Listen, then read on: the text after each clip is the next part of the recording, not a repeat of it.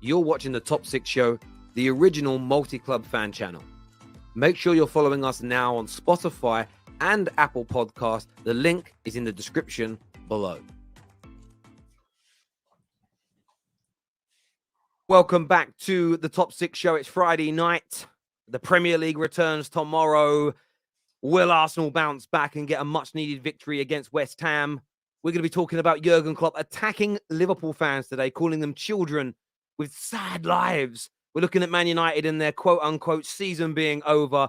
And I think we have to bring this conversation up because City fans don't want to touch on it. But are they going to do the treble? We're talking about that, plus big financial troubles at Chelsea. It's been ignored by a lot of the Chelsea fan channels today, a lot of the aggregators, but The Athletic have posted big problems there. We're going to delve into all of that and much, much more. We've got man like Egal on the show with us tonight. JJ's back with us. Daps is here in the flat cap. Loving it. Man like Don, who's a Chelsea fan, making his debut on the Top 6 Show. And Chatty Patty is back with us again. Very much looking forward to tonight. There's no doubt about it whatsoever. But viewers, hit the like button. Before you do anything else, make sure you're subscribing and you turn on that bell notification button because the algorithm is not your friend. So make sure you get notified when we go live or post new content. But I wanted to start off tonight, boys, because we obviously know United had a terrible collapse last night, an embarrassing bottle job at the end of the game. It's marred with a couple of extra injuries to our team as well. However, I've seen a lot of Man United fans and a lot of rivals in the last 12 hours state that, or 24 hours nearly, that this could be the season over now for Man United, that we're in big, big trouble, that things are going to fall apart. I'll hand it out. Anyone who wants to jump in can jump in. I want to get started first, Harry. Go on, mate. People in the chat are already calling it out. First things first, the disgraceful comments, Terry, that you made towards me, making jokes, thinking that I would make jokes about Man United's injuries. You played the video. You guys already seen it. You can check it out on the next time. Where can I see it, please? I haven't seen it. Basically, I do match reactions on my TikTok. Sometimes I post it on my YouTube channel. But Terry did a video reacting to mine. It's calling me a disgrace for smirking or laughing. And I just want to know, Terry, what do you consider a smile? Do you consider this a smile or do you consider this a smile? Because I'm confused. What do you call? What am I laughing at? I'm not laughing at a joke. I'm not laughing at 1 second to everyone who's saying I'm laughing at players getting injured. First of all, I'm not a cruel individual. I'm not laughing at injuries, number one. Number two, merely mentioning that players got injured in a game and talking about it within a minute, you don't get an opportunity to explain everything. So for people to say I'm laughing or making jokes is ridiculous. And Terry, for you to play a video and to say somebody literally showing a little bit of teeth in a situation like this is smiling is blasphemous. The blasphemy coming from you. Hang on a minute. Are you God? What do you mean blasphemy? Are you God? You literally are trying to say somebody's showing teeth is smiling. So can I respond? Go ahead. So how long have we known each other for now, Egal? Well over 3 years. So I know when you are smug and you are smirking and you are enjoying something, you do this on a regular basis. You do what I call the Elvis smile. Yep, like right now, you're doing it right now. Your face goes off to the side a little bit, and you're like, and you have a little smile like this when you're talking. You did it just 3 days ago, when Chelsea lost. You came on, you were like, "Hi guys," and your mouth does this, right? And you start smiling, and you start doing this, and you're like, because the way you were like holding back your laughter when you were talking about our defeat, which I accept, by the way, you were doing the same thing when you went on to the injuries, and you did the same thing. And I called you out in the group chat for this back in January when you did the same thing when Eriksen got his injury. It was like, oh guys, he's out for ages. This could be bad. So if you're telling me that you didn't do it, then fair enough. But from my point of view, hang on a minute, I'm going to agree to disagree with you. I've known you long enough, and I've seen you come on here and banter enough people. I've seen you come on here and call out people, smirk at people, banter people, and I know the looks on your face that you have, the same as you would know mine. So that's why I called it out. Not for what you said about us bottling the game, because I agree with it. I've already called my own team out. But it's the second time I've seen you do that when Man United players have picked up injuries. You have the little side smirk like this on your face when you're talking about it.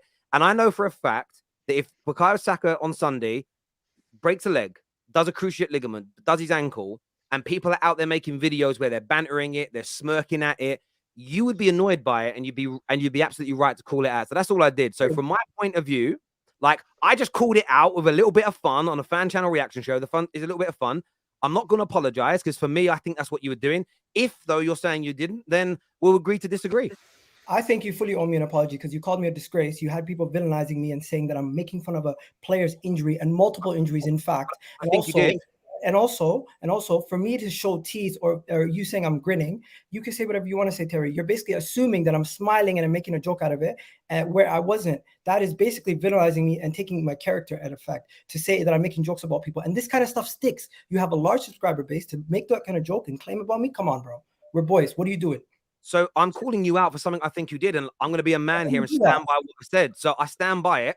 I think you were mocking it. You had the little smirk on your face. And what I'll do to prove it, at some point today or another show you're on, when you're laughing at someone, you've got the side smirk, I'm going to make the whole show stop and go, there it is, look. Because I know you, bro. I can show you the video. Nowhere was I smiling. You're absolutely triggered, and this is where this conversation has gone to. You understand that your team has a lot of injuries, a lot of situations that unfortunately went your way yesterday, and now you're taking it out on me. I feel like you're... Does anyone want me to rap or anything? Can I see the video? I haven't seen it. I can play it. I have it without no music, Terry. I'll play the video. I'll play the video here. Like, I'm called to play it. It's on my hard drive still. I'll play it here. Yeah, big trouble. Big trouble. I can see smiling the whole way they through. They drew the game 2-2 to Sevilla, but we'll get much a bit about the injuries. Bruno Fernandes picked up a yellow card and will miss the next tie versus Sevilla. Martinez got injured. Varane got injured. I can see you smiling. Where am I smiling, Terry? What are you talking about? I can't show teeth. What are you talking about? We can see you smiling. And they already have so many culminating injuries. Martinez's injury was so bad that his Argentina teammates were helping him off the pitch. People were assuming that it was an Achilles injury, but Erik ten Hag says it's not. And did I mention smiling? No, I'm not smiling. I'm not smiling. I'm not smiling. Rewind it. I'm not smiling. I'm literally speaking. I can't speak with my teeth showing. You don't do that. You're lying. You're lying. For me. You know when you got mad? Egal, you're lying about me. Listen. My thing is this. I was triggered. You're right, and that's why I called it out. But I've just seen you, and everyone see it in the comments. You were smiling. You showed. No, I wasn't. I'm speaking the same way I'm speaking now, with my teeth showing. That's not smiling. Where's the side smirk? I can't show teeth when I'm speaking. I have to speak like this. I have to speak like this. Terry, I have to speak like this, or you don't understand that I'm not smiling? Come on, Terry. You can't show teeth. Let's give Egal the benefit of the doubt. Okay, Egal. What I'll do then, I'll give you the benefit of the doubt. If you weren't smiling, then fair enough, my friend. On to Manchester United. Is the season over for them? I'll go to Don first on this one. Nah, I don't think it is, but it's definitely a sticky situation because a lot of the key players that that have helped Ten Hag go in this form and progress Man United to the level where you are now in comparison to last season won't be there from the looks of things. I don't think Marcus Rashford's going to be fit this weekend. I've seen a few things about Luke Shaw. Apparently, he might be fit for tomorrow. You've got a game tomorrow, right? Is it tomorrow you play? Sunday, bro. Sunday. Yeah, Sunday. So I've seen a few things that he might be fit for that game. But yeah, Martinez, he's definitely a key player with how you play and progress your, from the back to the front. So he's definitely going to be a big miss. But I don't think it's completely done. We haven't seen anything in terms of Varane. So I don't know how long he's going to be injured for. But hopefully Luke Shaw, for you guys anyway, not for me, but hopefully Luke Shaw can come in, slot in at centre back. Maybe you've got Varane that can play there as well next to him. But the more games you play Maguire, there'll be more things that you see like yesterday, to be honest. So it's a bit of a sticky one. I wouldn't say it's done from here. You've still got enough to get the job done and get top four, but it's definitely going to be a headache for Ten Hag, in my opinion. Yeah. What do you think of Gal? Because I know you said big trouble on your match review around the get. When you say big trouble for Man United, what do you mean by that? Because obviously you get the time on here to expand. You literally have your best attacker, your best defenders out. That's majority of your spine. That's half of your spine. That's more than half. That's half of your spine right there. If Rashford misses a lot until after the next game, the next couple games, and then you have the next tie against Sevilla, you already have Bruno out. You have your two defenders who could potentially miss a couple weeks also. This could be Manchester United falling out of the cup against Brighton, potentially falling out against Sevilla in the Europa League, and then you're only fighting for top four at that point. And if you drop a couple games there, you could find yourself in a situation where you're no longer comfortable, and that's where you're in big trouble. Your season's not over. Like, I'm not saying like other people, your season's over. You still have quality enough to get through the games, but you definitely are under a lot more pressure now than you were walking into the game. That's a fact. I get that. Oh, that's a good point, though, Terry. It is a very good point. I mean, from an Arsenal fan, it's valid because you two are very similar right now. 2-goal leads, and it's ultimately a case of which one does it mean more to? He's mocking. Losing a 2-goal lead. Hey, we'll come on to Arsenal in a minute, right? My response to that is everything you've said is true. We could fall out both cups. We could fall out the top 4. But what I'm asking you for, Egal, is to get off the fence and give an opinion. What do you think is going to happen? What do you believe will happen? I think with these players, if they were still available, you easily get past Brighton, you easily get past Sevilla, and you get through in the next round in both of them. Now you have a fight on your hand against Brighton, and I really do think Sevilla can knock you guys out in the next round if you don't have Varane or Rashford come back. Because I think if the injury is as bad as we thought for Martinez, and he's out for this long, your best defender, as you guys all said, that is also a massive blow for your top 4 hopes potentially, because you guys were solidified third. Now it looks like you're definitely going to be fighting for your place going forward, and you have some tough games coming up. I understand again, but you haven't given an answer. What do you think is going to happen? No, you said we might go out. What do you think is going to happen? I can't predict if you guys will go out yet, because I don't know if all the players are going to be fully back yet. I don't know the extent of the injuries. If they're back against Sevilla, you have Varane back and Rashford back, you could get through. But if they're out, you're done.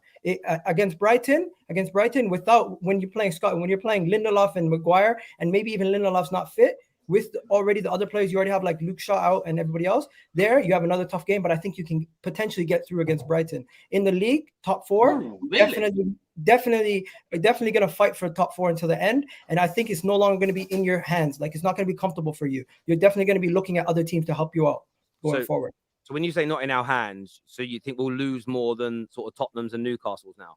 You have easier fixtures, but you're not. Before, you would have been solidified third. Now, I could see you guys falling out of the top 4, fixing maybe finishing 4th at best. But I don't see you guys solidifying third like you were beforehand.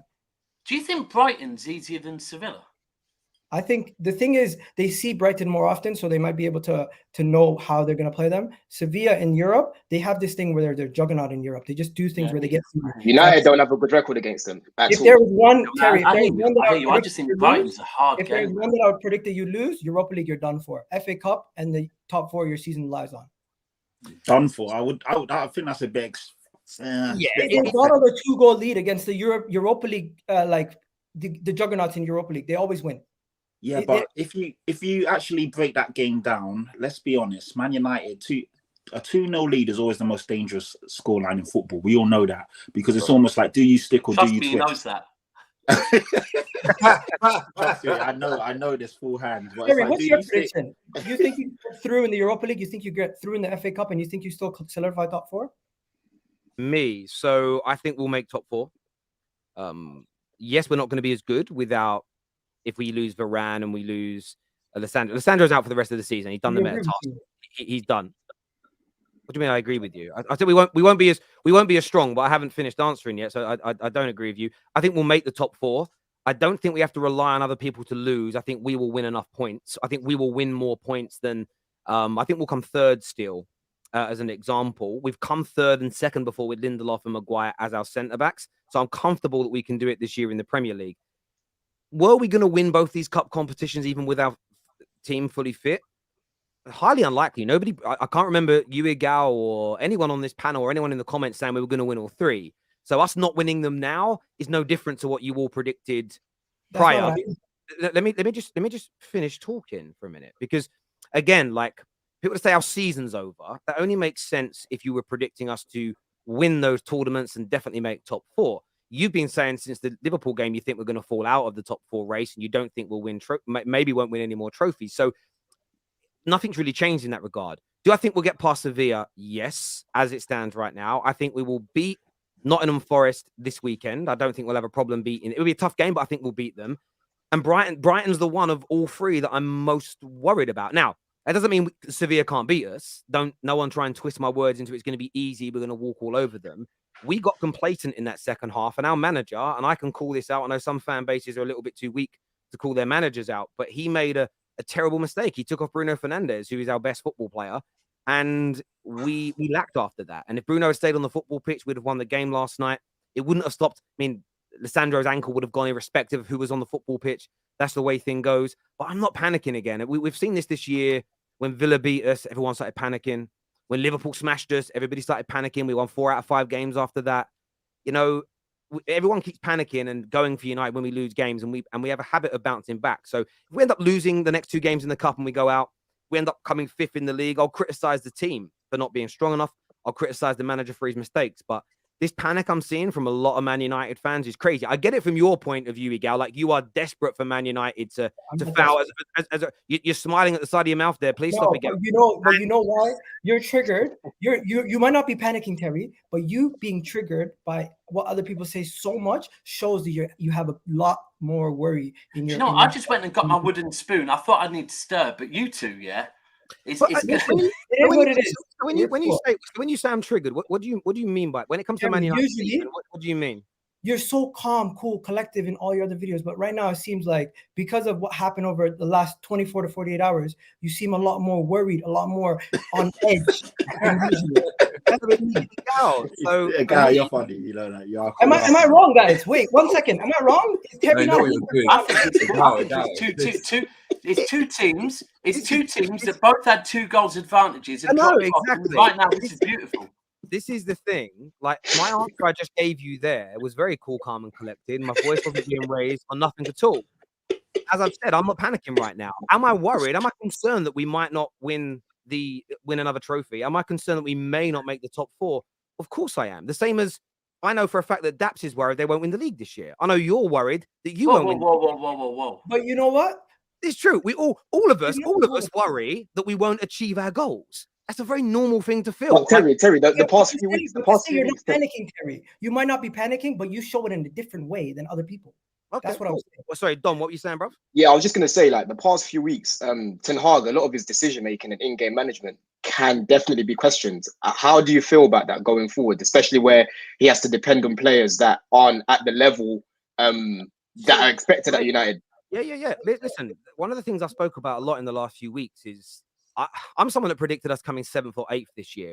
Quality of squad. I didn't know how quickly we could turn things around. And we've overachieved this season. Man United are one of the biggest overachievers in the Premier League because we've achieved more than everybody predicted. That, by definition, means we've overachieved.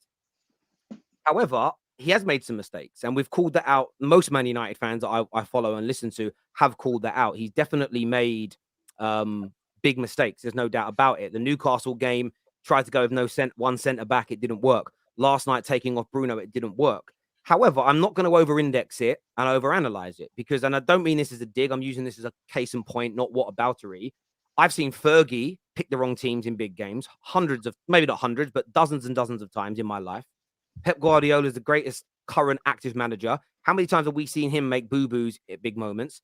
This season alone, I would say manager of the season has been Mikel Arteta, but we've seen away at Liverpool, we've seen away at Manchester United, to name 2, him make bad mistakes when it comes to teams to change around. So I think you criticize it, but you don't need to be hyperbolic. You don't need to go crazy and throw baby out with the bathwater. This summer, when 4 or 5, one sec, so let me just finish my point. Sorry, mate. This summer, when we sell 4 or 5 of our players that are not good enough, and we bring in 4 or 5 players of much higher quality, I don't think the substitution changes will be as not so much poor next year. If we'd have taken the same players off yesterday, but brought high quality onto the pitch. For instance, if we'd have brought on Martinelli in the right, I'm just making examples of good quality players. Martinelli came on the left and Harry Kane came on up front instead of Veghorst and Elanga, I don't think we lose the game. So if we go out and buy players of that quality in the summer and then our bench is stronger, I'm not that worried in the long term. However, he deserves criticism in the short term. There's no doubt about it. Yeah. What I was going to say is on this whole overthinking thing, right, is the way I've got used to it is people will criticize when a manager overthinks, right? But for me, every single manager should overthink every single game. If he isn't, that's what he's paid to do, right? Now, with Pep as an example, Fergie's a great example. With those managers, they don't do it too often, hence why their records are as good. If City beat Bayern 3-0, no one says Pep overthought it. Trust me, he overthought that one as well, right? But it worked. When it doesn't work, they then say you overthought it. But if we look at managers that don't make any changes, people moan about that. And usually that ends up working out worse over a long period. If a manager sticks with, sorry, JJ, you're nodding because Klopp, he's sticking with the same thing. He's not changing from it. No one's saying he's overthinking it, but he's effing up by sticking with it. Mate, look, I get you. Again, that's the thing. I think you can criticize mistakes that people make, but they don't need to be over-egged, essentially. There's so much focus. And we've seen it with Man United and Ten Hag. It's happened so much. And I'm seeing people like, no Martinez. But I saw a stat that went out today that says we've got a 22% higher win ratio without him. It's one of those Fugazi stats because it actually shows the 8 games he hasn't played, but 6 of those are against League One and League Two teams in the FA Cup and League Cup. So and the minnows in the Europa League. So it's a little bit disingenuous when you compare the quality of teams you played and stuff like that. But people are always looking to the point score. And as I say, I'm concerned that we won't make it. I don't want to go out of the Europa League or the FA Cup, but I'm not sitting there going like, oh my God, we've got no chance of winning. Of course we can beat Sevilla. For 50, 60 minutes yesterday, we hammered them. We just didn't finish our chances. We proved yesterday we could score goals without, actually, in fact, in our last 2 games, we've proven we can score goals without Rashford scoring them, and everybody said that we couldn't. So and we did. We scored 2 Ibiza last night. We scored 2 in the game against Everton without Rashford scoring. Our biggest problem has been killing games off, and it's because we haven't quite got the quality from the bench. But as I reiterate all the time, we are 10 months into our rebuild. We are 1 year in. Loads more to come this summer. I'm very happy with our season so far. As long as we make the top 4 from this point, I go into the summer really happy and excited about the future. We're going to do some super chats here. The first one says, Egal gives on the fence answers like you can win or you can lose. Then comes back and says, I said this was going to happen. Hypocritical is what Marcy says here. Well, by the way, StreamYard has now added a super chat section to its comments. I want to cry with happiness. It means I will no longer miss any. Honestly, thank you, StreamYard, for doing that. I've just noticed it now. I can't tell you how much of a buzz that is for me. The other day we did a show, and there was 192 super chats, and I missed about 30 because I didn't have KJ here. So thank you. And you're also lovely and generous. So thank you very, very much. Stragber's here says, fair point about Maguire and Lindelof getting 2nd and 3rd, but Erik Ten Hag plays a different style of football to Ollie. I do think my boys Newcastle will get 3rd. And do you know what, Strasbourg, Steve? You guys could get it. And if as long as we don't miss out on Champions League football, I'm not going to like suddenly start get the banners out because we've come 3rd. But you guys have a great chance because you've really turned things round recently. You really, really have. Terry, would you rather FA Cup and another trophy or top 4? Because we've got 1 trophy, I want the top 4 because I believe with what we buy in the summer, I believe we've got an opportunity of progressing far in the Champions League next year. I think this team is already improved beyond everybody's wildest dreams this year. Another summer, pre-season. As long as we get the takeover through and we have the money to spend, I'm very excited about next year. So because we've already got 1, I want that Champions League spot because I think we can win it. I believe we have a chance of progressing and maybe even winning it next year. Premier League aside, thoughts on Hakimi? Hakimi is a don. He's a don for what he did. You'll see what he did. Is that actually true? What happened? Is it true? He basically has done what I've done, but mine doesn't go to my mother. Mine goes into trusts. All his money is in his mother's name. So he doesn't own anything. He has no actual money to his name. He's officially on paper broke. So he divorced from his missus. He wanted his money, but there's no money to have. What the only thing is, Terry, how old is his mum? I don't know. Yes, but inheritance tax could be a madness if she's a lot older than yeah, but they're not in the UK, so I don't know what it is where they have it. Yeah, true. Also, everything's under her name though. Hang on, yeah, okay, but hopefully he's been smart because this is what my old Department of the Bank used to do. In France, he's a resident non-domicile, which means he can bank offshore. So he can open his mum an offshore bank account. They provide credit cards that come with them, which you process offshore. The money never needs to come into another country ever again for him to spend it. There's loads of smart ways around. It's what I used to do for a job. So it's smart. It's like with me. Like all my money, I don't own anything. It's all in my kids' name. And if I die, it all goes into trust till they're 25. That way, like, I don't even need to do a prenup when I get married. It's done already. Like always got to protect. No one getting married now. I'll see this. She knows already. Our season has been over many times now with injuries. We are told it's over against Liverpool, but we still climbed the table. We will beat Sevilla, is what David T has got to say. But Terry, do you feel like these injuries are a bit self-imposed though? Because Ten Hag literally plays the same 11 every single competition. Like even the game against Betis, was it Betis you played, right? You were 4-1 up, and he started Rashford again. I was shocked by it when I saw that lineup, because I'm thinking, right, is this not a game to start a player like Sancho? I know he hasn't been great, but I get that. So if you go back, if you go back and watch that game, in the first opening 25, 30 minutes, Real Betis come out like a bull in a china shop. If that was too many out of form players or kids, they might have grabbed a couple of early goals, and then that changes the direction of that game massively. So I got why he did what it is that he did. And next year, when we're in the Champions League, you play your strongest team twice a week for the whole season. Confidence there, Terry. These players have got to get used to it. This kind of notion of rotating and playing your weakest team in Europe, it works when you're in the Europa League and trying to get into the top 4 or win a league title. But next year, you can't afford to do that. So I think it's building a habit as we mean to go on. So I wouldn't say it's self-imposed. You look at Lissandro's injury. That could have happened at any moment, at any time. It was a freak accident. You know, these things happen. So, and Rashford will be back within a week. Like, Rashford's not out for a long time, I don't think. But there we go. United don't make the Champions League. Erik ten Hag should be sacked. Does anybody agree with that? No. No. Yeah, me neither. That's crazy. I've never seen a player like Weghorst go from love to the most hated man on the planet. Passable. Listen, just don't get me started. I don't even want to be horrible about the guy, but the geezer's an absolute donkey. And listen, it wasn't love, Joshua Jack. It was just, we enjoyed watching him run around like crazy. It was funny to watch. He was like a little cult hero, but yeah, he's nowhere near good enough. But that's what the Glazers have done to us. And there we go. Terry left banking to give us this channel. Partly, yeah. Go back tomorrow if I wanted. I'm actually going out for drinks tomorrow night with the Bank Boys, actually. Now that it comes up in conversation. Which do you enjoy more, Terry? I love what I do now. This is I love it. However, the perks of private banking were amazing. Like all the parties we used to throw like once a quarter. Oh, yeah, I bet it were. We've all watched Wolf of Wall Street. We get it, Terry. Yeah. It wasn't quite that level, but not too far down. Like I remember the first one I went to when I went into that level of banking, and there was all these bottles of Bollinger and whatever else up on the bar, like really expensive champagnes. And I thought, just champagnes, yeah. Okay. And it was like, could I have a glass? And she was like, yeah. And the bottles were there. And then everybody else was walking up and taking bottles and sitting down on tables. And I was like, this is next level. So yeah, I missed that element of the banking world. It was great. And I miss wearing a suit as well. I used to love going to get free water at work. It's nice. I do miss private banking. I miss the suits. I used to love getting it. You can wear a suit if you want. Nah, it'd be a little weird. But, yeah. Terry said Ten Hag wanted Weghorst. You must think he's... No, listen, that isn't what I said at the time, though. He chose Weghorst because he trusted him to a degree.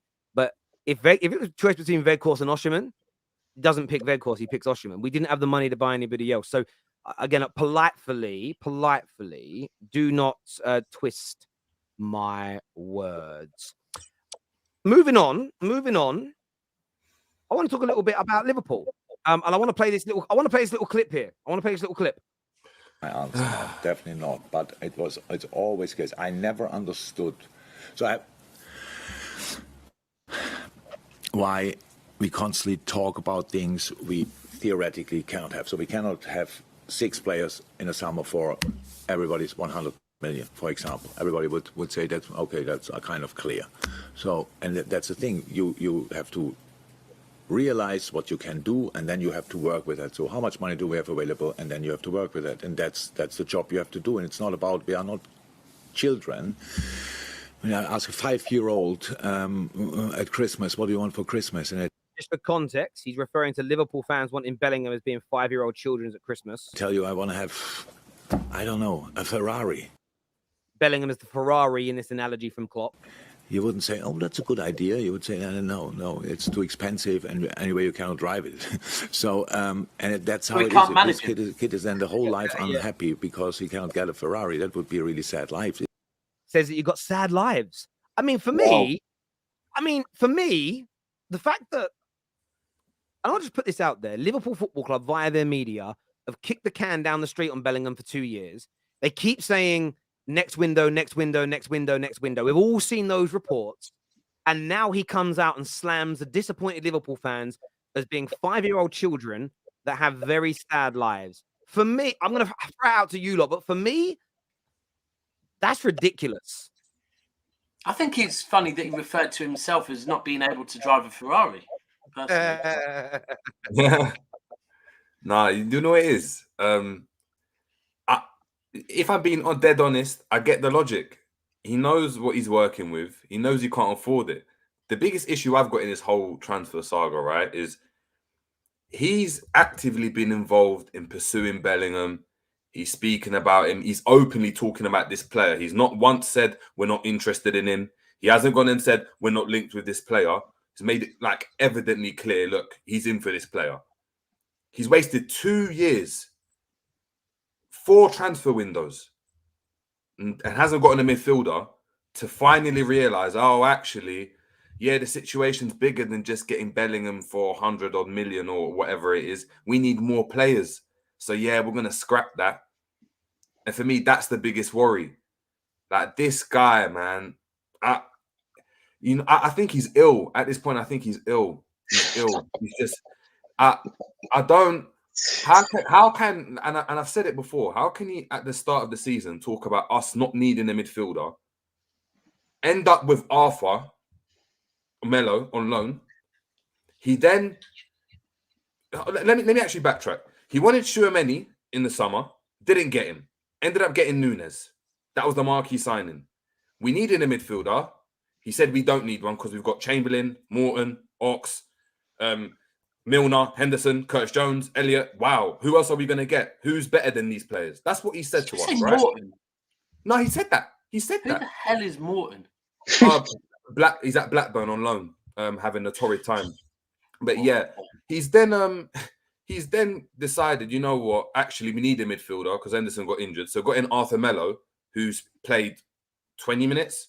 And that's all we've seen. Pep's hand as well, yeah. Oh, and shook Pep's hand as well like 2 weeks ago. He then went into January, was offered a couple of midfielders and said, actually, no, I'm going to get Gakpo instead. And has mortgaged 2 seasons now on this youth. And his bread has not come into Liverpool. Personally, I don't even think he's worth the money. But this is just principle now. What are they doing? That's the key word. That's the key word, principle, because if you look at it, the whole situation, it's been known that Klopp, that's his main target. He loves Jude Bellingham, and you guys have been chasing him for so long. Season after season, we keep hearing, oh, you know, Jude linked to Liverpool, right? But then now he's insulting your intelligence because he's giving your fan base that hope that, yeah, you are going to go in for him. But now it's like, oh, Dortmund want this much. We can't afford that. But then you should have said that in the first place. They knew. Surely they knew how much Dortmund would ask for. Guess what? The key point is he hasn't said we can't afford it. He said, "Oh, we can't go and buy 6 players." So what's happened is that after the Man City game, when he's dropped Virgil and Salah and everyone, he's realised, it's not just Bellingham and one other midfielder that we need. We're going to need competition for Salah. We need to go centre back because Virgil's flopping. We need to go and we need to fix the door. We need to fix the leaking roof. We need to fix the floorboards in the bathroom. I can't just go and buy this plasma TV. That's got to come later. So we've got the money, but he's known the money we've had. It's not like FSG have come out and just pulled the rug under him and said, you know what, the money's not available anymore. He's had the same amount of money available this whole time. He's just allocated that money to Bellingham and is now backtracked because he doesn't want him. And you know what's crazy? I understand the people defending him saying, but you can get 2 or 3 players for that amount. I get that. But it's the kick in the can. The next window is going to be the big one. And equally, he doesn't need to say what he said about the fans today. He can turn around and go, I know fans are desperate for one of the best young midfielders in the world. We will do everything in our power to get him. And if we don't get him, we'll bring you in else something that was going to be equally as impactful. There's a way of answering that isn't throwing your toys out with your pram. And I think it's very disrespectful for the manager to talk about his supporters as being little kids, like 5-year-old kids who have sad lives. Because you lot, since you got your new Nike deal, and this was before lockdown, because I remember doing a video about it at my old banking job. I remember sitting in one of the breakout areas, and I recorded a video on it. I remember it very vividly. And a guy super chatted saying, brother, he said, Terry, we're going to get 25% of all Liverpool branded Nike merchandise. We're going to have more money than anybody in the Premier League. That was that was around January 2020, and that money was meant to come in by the summer. Now, I kind of get that COVID happened. But COVID happens to everybody, so the market shrinks with it. It wasn't like only one club got impacted by it and nobody else. The whole industry, including the TV industries, everybody got hurt by it and the money dropped. Liverpool's revenues are growing. We're about to see even more money come into football with I think what the Premier League are going to do is start their own streaming service, their own version of Netflix, which will be cheaper for us, 10, 12 pounds a month. They'll earn even more billions, which means even more revenue is going to go out there. So players' numbers are going to grow even higher. I don't think it's not that he's 100% wrong in what he's saying. I think that money does need to go elsewhere. He should have spent bigger money sooner. Now you've got all these massive holes to fill because they've allowed the squad to age out, and he's attacking fans for being disappointed. That's the bit. That's the bit for me that don't sit right. Do you know the other bit that I think people aren't speaking on enough? Right, is it's not the fact that if you don't spend 140 on Bellingham, you've then got more money on the transfers. The fact is, that Mount they might get for quite a nice price because I think he's got a year left on his contract. But we know Mount wants 300k a week, right? McAllister, if they want, that's not true. That's not true. That's not true. Sorry, how much do you want? It's not about the money. It's the fact that we offered him an 8-year contract apparently. So this wasn't Chelsea slander, bro. This wasn't Chelsea. Okay. Fair. What I'm saying is that people are talking about the transfer fee, but what you need to remember is even if they're shrewd with transfer fees, the wages. If you want 3 midfielders, right now, the wages are going to be mental, right? McAllister, knowing what Enzo's on, knowing what Alvarez has just signed a new deal, he's going to want any player coming to the Premier League wage-wise, that is going to impact Liverpool massively as well. And I don't think they want that as well. And this is the problem that Liverpool are in right now, So let's just say, for argument's sake, Liverpool want to go in and get Caicedo, right? We're not the only suitors for Caicedo. So what happens? They don't want to get in a bidding war, hence they've pulled out of the Jude Bellingham deal. What happens when they put that £70 million bid for Caicedo, as an example, and Chelsea come in and go, actually, no, 80. Or Arsenal go and be like, no, 90 again. Then what? Then we're going to back off. If they're going for Rice, we're not the only suitors for Rice. And the thing is, we're not only competing against City and some other players for these, City and some of the top teams for these players. Newcastle, if they get top 4, we're fishing in the same pool. Bruv, what you pulled on there is bang on. And this is, I call fans out of certain clubs for a long time for this. Celebrating not overspending or not getting into bidding wars is short-termism. Because eventually what happens is you miss out on the quality, and in 2 or 3 seasons' time, it bites you in the arse. Spurs did it a lot. Arsenal back in their heyday did it. Wenger we're not paying those wages. Oh, we're not paying that transfer. Look at all the players, even youngsters, they missed out on. Ronaldo's and Yaya's and Zlatan's, because they didn't want to pay the premiums. It was like, no, we're not doing that. We'll do it our way. You fast forward 5 years, you're in trouble. Liverpool, exactly the same. When a player stays at your club for 10 years, and the amount of players that have come to City that people, when we bought them, De Bruyne, Silva, Yaya, even Grealish now, that all of a sudden, in 2 more years' time, if Grealish stays with us, all of a sudden people can go, actually, for a midfielder, that wasn't as much. That if you're getting 10 years out of a player. One thing I would say, though, is that if I wouldn't, even if we got Bellingham, it's like the principle kind of situation, like the principle's why I'd want him. I don't think he's worth that amount of money. Let me break it down to you. What does he do at an elite level that you go and look at and be like, that's £150 million worth of a player? Does he change games with goals and assists? No. Does he conduct the game the same way? Look how young he is, though. He's 19 years old. No, he's young. But I've seen Pedri dictate a game. I've seen Camavinga dictate a game against us. I'm saying he's a box-to-box player. Amazing addition. There's some intangibles he's got. He's a good player. I'm not taking that away from him. But £150 million for a player that's not going to be like a Steven Gerrard, that's going to be winning you games. You know what, though? JJ, the thing is, though, JJ, the difference is it's like with me and you. If me and you were both footballers, you'd be worth more money than me because you're much better looking. You've got more. I'm being a little. Yeah. Is that what we're looking at when we're judging players like Egal? Partly, yes. Branding is important, though. Branding is important. Commercial value. Jack Wilshere is an example. Part of his value is that he's a very attractive man. If David Grealish, you mean Grealish? Grealish, right? If Jack Grealish or David Beckham, if Jackie Grealish or David Beckham looked like Luke Chadwick, they wouldn't be worth as much money. By the way, if Wayne Rooney was if he looked like Brad Pitt, he would have got paid even more. He'd have been valued at even more because there's a different level of appeal to a man like that. So Jude Bellingham has got age, he's got looks, He's also English, which means his commercial value in England is sky high because of the image rights that you own. You know, Ronaldo, and that's the thing for me when it comes to the value of these players. The more famous they are, and the fame is connected to commerciality, their looks, and everything else. That plays such a big part. I get what you're saying. On football, the problem is, Terry, the problem is, Terry, we're not in the same position that City were when they made that deal for Grealish, when it's about the homegrown quota. Who can we get? And on top of that, Grealish at his pomp can be a game winner in terms of the position he plays in, right? But if we're looking at marketability, Grealish is City were a solid team and they added that component into it. If Bellingham was to come to Liverpool, Bellingham has to be Gerrard, Lampard, De Bruyne fused into everything. He's got to be defending. He's got to be scoring winning goals, because if he isn't, can I ask you a question? This is one thing I would say though, and you are buying potential, and that's always a premium. When KDB was 19, no one thought he was going to be this good. Sure. Bellingham's got so much room to improve. The problem is you pay for it. Now, if you look at the inflation of money in football since 2004, and I use that as a barometer because that's when Wayne Rooney was sold for £27 million. If you put Wayne Rooney's value into today's money, he's a £180 million player. So Jude Bellingham, again, he was scoring goals, but he was a striker, so you would expect him to. But Rooney wasn't scoring 25, 30 goals a season when we bought him. He was scoring 10, 12, 13, but it was that raw potential of what he could become.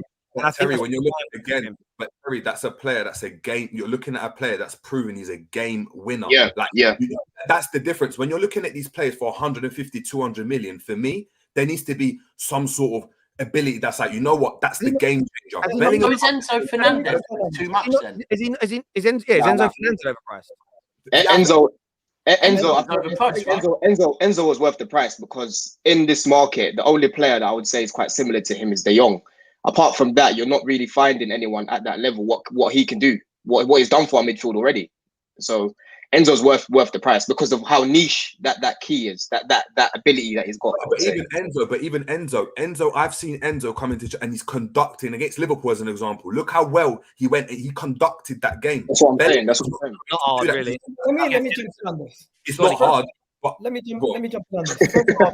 First of all, Klopp lost his charisma, and like he's moving mad in press conferences for months now. I don't think Liverpool fans are watching his press conferences as much as they used to back in the day, because I feel like he's lost a little bit of that. So I'm not surprised that he would lash out at his fans or even journalists at this point. So that's besides the point. But when it comes to Jude Bellingham, I agree with you, bro, to a certain degree. Is Jude Bellingham going to solve all your problems? No, he's not. Is Jude Bellingham a quality player? And if you bought him, you'd be happy 100%. But he's not the player you need right now. What you need is to solve a bunch of your different problem areas and use your transfer budget wisely and try to get as many targets and fill that area with quality players that can come in and win now. Like a Paulinho. If you sign a Paulinho instead of a Caicedo and you go and get a McAllister instead of Caicedo, now you have two players probably cost you around the same money as Jude Bellingham, and then you can go address the other key areas and spend your money wisely. I think Liverpool, what they did to get to the top is not what you need to stay at the top, but they need to go back to that a little bit to try to get back again to a team that can compete on all fronts. I've seen a lot of people in the comments moving mad about the Enzo comment. I don't agree with how much we paid for Enzo, right? I don't agree with the market with that price that Benfica set for him. But we're not living in a time where you're gonna pay for the player's market value. It's inflation time these days, and Enzo's an important player for Benfica. They could see that we're desperate. He's so niche right now. A player like Enzo is so niche that you've got to pay what they're asking for, unfortunately, these days. For me, I would say he's probably worth 50 million max. I would pay for him market value wise. But in terms of what the times that we're living in right now, if they're asking for that and you need that player, unfortunately, you have to pay. But this is the thing. But this is my problem. I've been doing the YouTube thing a little longer than most of you, so I've seen this happen 3 times now.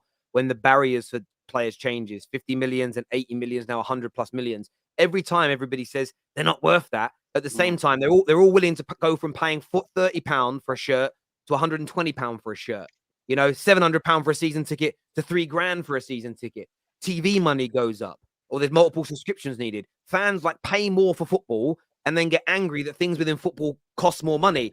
For me, it's nonsensical. Yeah. And when the Premier League deal money comes in, if they launch their own, say they don't launch their own channel, and a new TV deal money comes in, and it's an extra £2 billion a year spread between the 20 clubs. The first instance transfer valuation of all players across the world goes up for Premier League clubs. So I just think we should be past moaning about how much players cost. Do you know what? And Terry, we don't even, as Chelsea fans, in line with the money in football. no one. I haven't seen a single Chelsea fan mention Enzo's price tag at all since he's been here, because he's just come in and been a change in our midfield. Your fans, it's rivals. It's rivals. It's rivals. Yeah, no, what?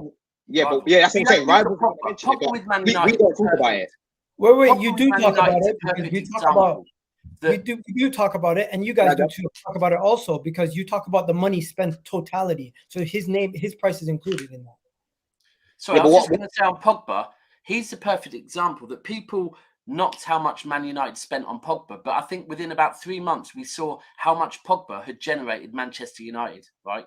And that ultimately a board will not, like, these boards won't spend money without looking at how much money is going to be generated. Like, so I think when I was young, it never got spoke on. The amount teams paid for players and all of that, it was very rarely spoke on. It's a new thing. And I get the amount's gone up, but boards will not spend it if they don't think they're going to make the money back. So.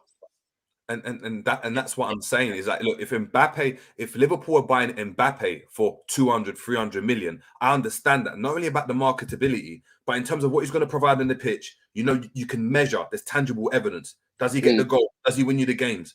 With Bellingham, the type of player he is, he scored a lot of goals in the Champions League, but in his career, he doesn't get loads of assists. He don't score loads of goals. He don't get on the ball and conduct play. He retains ball. He's a talented player, but and he's young, but is he that difference maker? And when we're in Liverpool, the amount of money we're going to be spending on him, we need the same impact that Virgil had when he came to our team. We need the same impact that Alisson had when he came to our team. And I don't believe he's going to have that. See, I want him at Man United. I think, look, I'd love him at Man United. I know we need more. If we get that Qatar oil money, firstly, I can't wait to rub myself up in oil live on air. That'd be fun. but I'd love him at the club. I think he'll be a tremendous player. But I get Liverpool fans' point that we need more than him now. However, it still doesn't excuse we get away from the point Klopp calling you man like spoiled kids for being upset about it. And I think Liverpool fans should be annoyed that you've got into this situation. Talking of money, though, it's a great segue into an article that's been trending today that hasn't really had much attention from the Chelsea fans I follow. I went onto a few YouTube sites. There was no stories about it. But it says here, and I'll put it up on the screen, actually. Let me share it so that everybody can read it and nobody thinks sometimes people think I make stories up. It's a very weird accusation, but they do think it sometimes. It says here that Chelsea have committed 500+ million on spending since last summer, with only 59 million coming in the other way. To redress the balance in this year's accounts, they have to sell players by June 30th. They have an unusual and pressing transfer deadline. So, obviously, we're going to talk about Chelsea's game a little bit later, but I know they want to spend big again this summer, but they've got to get rid of a lot of players very, very quickly. Do we think... I want to go to Egal first on this. I know you've been very scathing of Chelsea's approach. Do you feel this could really damage their summer if they're not able to get rid of some of this dead wood? People know Chelsea need to sell. They're just going to be like, you know what? We're going to give you pennies, and if you don't want to take it, you're not getting any of your players. I don't know if they need to raise a certain amount of money, but if I'm told, Terry, they just need to get rid of players by raising a little bit of money, or what is it exactly? Well, I haven't read the full article as of yet, but I don't think they go into exact details as far as I'm aware. But they've got 35 first team members. Most squads are around 23. So you would imagine they've got to get rid of at least 10 or 12 because they're overpaying right now. They're spending too much money on salaries more so than transfer fees. So anyone who wants to buy Chelsea players, come get them 5% off, 50% off, 100% off. Some of them, you're gonna have a yard sale. Mason Mount for 30 million. This guy for 20 million. Next guy. They've got a great younger called Bumcheeks. He's only 21, and he's going to come. These players come. Roman Chelsea used to make profits off players. This Chelsea right now, they're going to make major losses on a lot of these guys. They're making losses on Havertz. They're making losses on Pulisic. They've already made losses on some of the other players. Chelsea at this moment in time, because of their performances and the fact that they've added all these players to the squad and they have such a bloated squad, be prepared to sell some of these players for peanuts. What don't you guys think that Chelsea like prepped for this? That they knew, all right, we're going to get these players in. Todd, JJ, Todd, really? Yeah, But someone in there must be thinking, well, look, there gets to a point where like you got 60 players now, innit? It's like, all right, some players have got to go. Did They we must just have. sell the I Chelsea swear they just turned panel down member? money for Havertz. They turned down money for Havertz recently, did they not? Am I Yeah, tripping? maybe Havertz they don't want, but maybe there's some other players. I don't know how much money they've got to Now they raise. want to get rid of him, though. A year later, they want to get rid of him. I'm telling you, bro, these guys don't know what they're doing. Chelsea Football Club is a mess from top to bottom. And this is just a culminating factor of everything that's happened this season. And you know what? It is going to get worse, but eventually, once they get rid of the players and they have room to bring in quality players again, they'll be able to go. But for now, it seems like going into next season, they're still going to be a mess. The thing is, just want to point this out. So according to this page I'm reading about FFP, it states, Don's back with us now. It states that clubs are permitted to spend up to 5 million euros more than they earn per assessment period 3 years. So essentially, you're allowed a £5 million loss over 3 years. Look at this article and read this segment here is absolutely crazy. Chelsea have reported overall losses totaling 343 million over the last 4 years. Now, the thing is, there is an element of a leeway because of COVID, but there's their guidelines. There's no set amount. Like QPR. If they're not able to get rid of enough players, like they are running the risk here, Chelsea, especially now, no Champions League football. So that's 60 odd million pound less, a massive big hole in their income because they can't loan out as many players anymore because FIFA's regulations have changed. Chelsea have just got to be a little bit careful. Don, like, what is your take on this as a Chelsea fan? Yeah, I'm not worried about it. I'm on streams pretty much every day with a lot of Chelsea fans, and I've spoken to a lot of American Chelsea fans who have sort of given me more of an insight on Todd Bowley and how he is and how he sort of made his way up with the Dodgers, right? And one of the key things they said is this guy doesn't care about cutting his losses, especially with things that weren't owned by him. A lot of these players weren't brought in by him, so he would just take whatever for them just to get them off the books. So when it comes to FFP, I'm not worried about that. He will accept whatever and keep it moving. I think the most expensive player, I'll probably say Mason Mount. I'd say he's probably the most valuable player. But we've got so many players to get rid of, man. It's gonna, like Egal said, it's gonna be a car boot sale at Chelsea this summer, just to get everyone off the books and start again. So I'm not worried about it. I'll be honest with you, I'm not at all. There could be some bargains out there for the rest of us, though. You know, a little squad player here or there. Do you know what I mean? A little Callum Hudson-Odoi to come on as wing back or something. I don't know. Spurs, you'll need a striker. When Harry Kane joins Man United, a little bit of Lukaku to you. Do you know what I mean? Little 20 million Lukaku. Listen, Jerry, if you want a midfielder, Bakayoko's still on our books, man. So you're welcome. Is it? Yeah, bro, anyone. Open trials, bro. Open trials. Where's Bakayoko at the moment?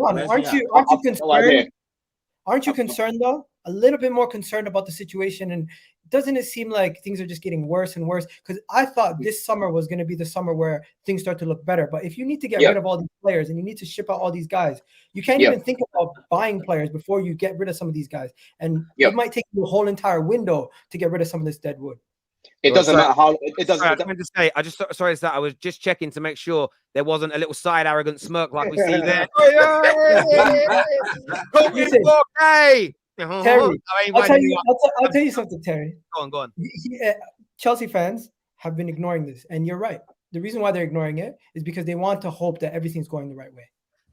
Gal, I've got to give you credit. You're the best deflector in the world. But back to you, Don. Go on, bruv. Sorry, go on. Yeah, so ask me the question again, Egal. So you threw me off, Terry. Sorry. Are you not concerned that you won't be able to bring in quality players and actually fill out your squad because you need to get rid of so much dead wood, and people know that you're desperate to sell? It might take until the end of the window to actually ship out some of them.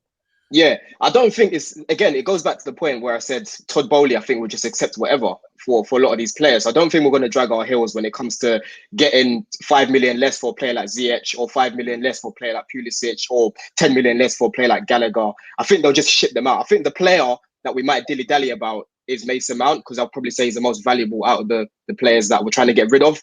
But yeah, I think the most important thing now in the summer is definitely the outgoings first, and then hopefully start to bring in some players. But there'll be a lot of changes this summer. So you are right.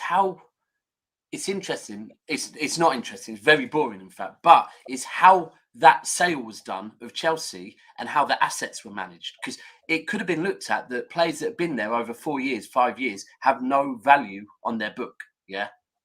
And so all of a sudden, Todd Bowley might have written off 10, 15 players already and said they're not worth nothing. Been here 5 years. They've earned their value because every year a player decreases in value. So it's boring business stuff. But from his side, I do get it. He might have written them off already and just let them go.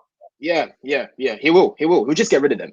He'll just accept whatever. He didn't bring them in, so he's not really losing anything, really, because we need to get rid of them. I'm worried about that 3-0 prediction, to be fair. What, against Brighton?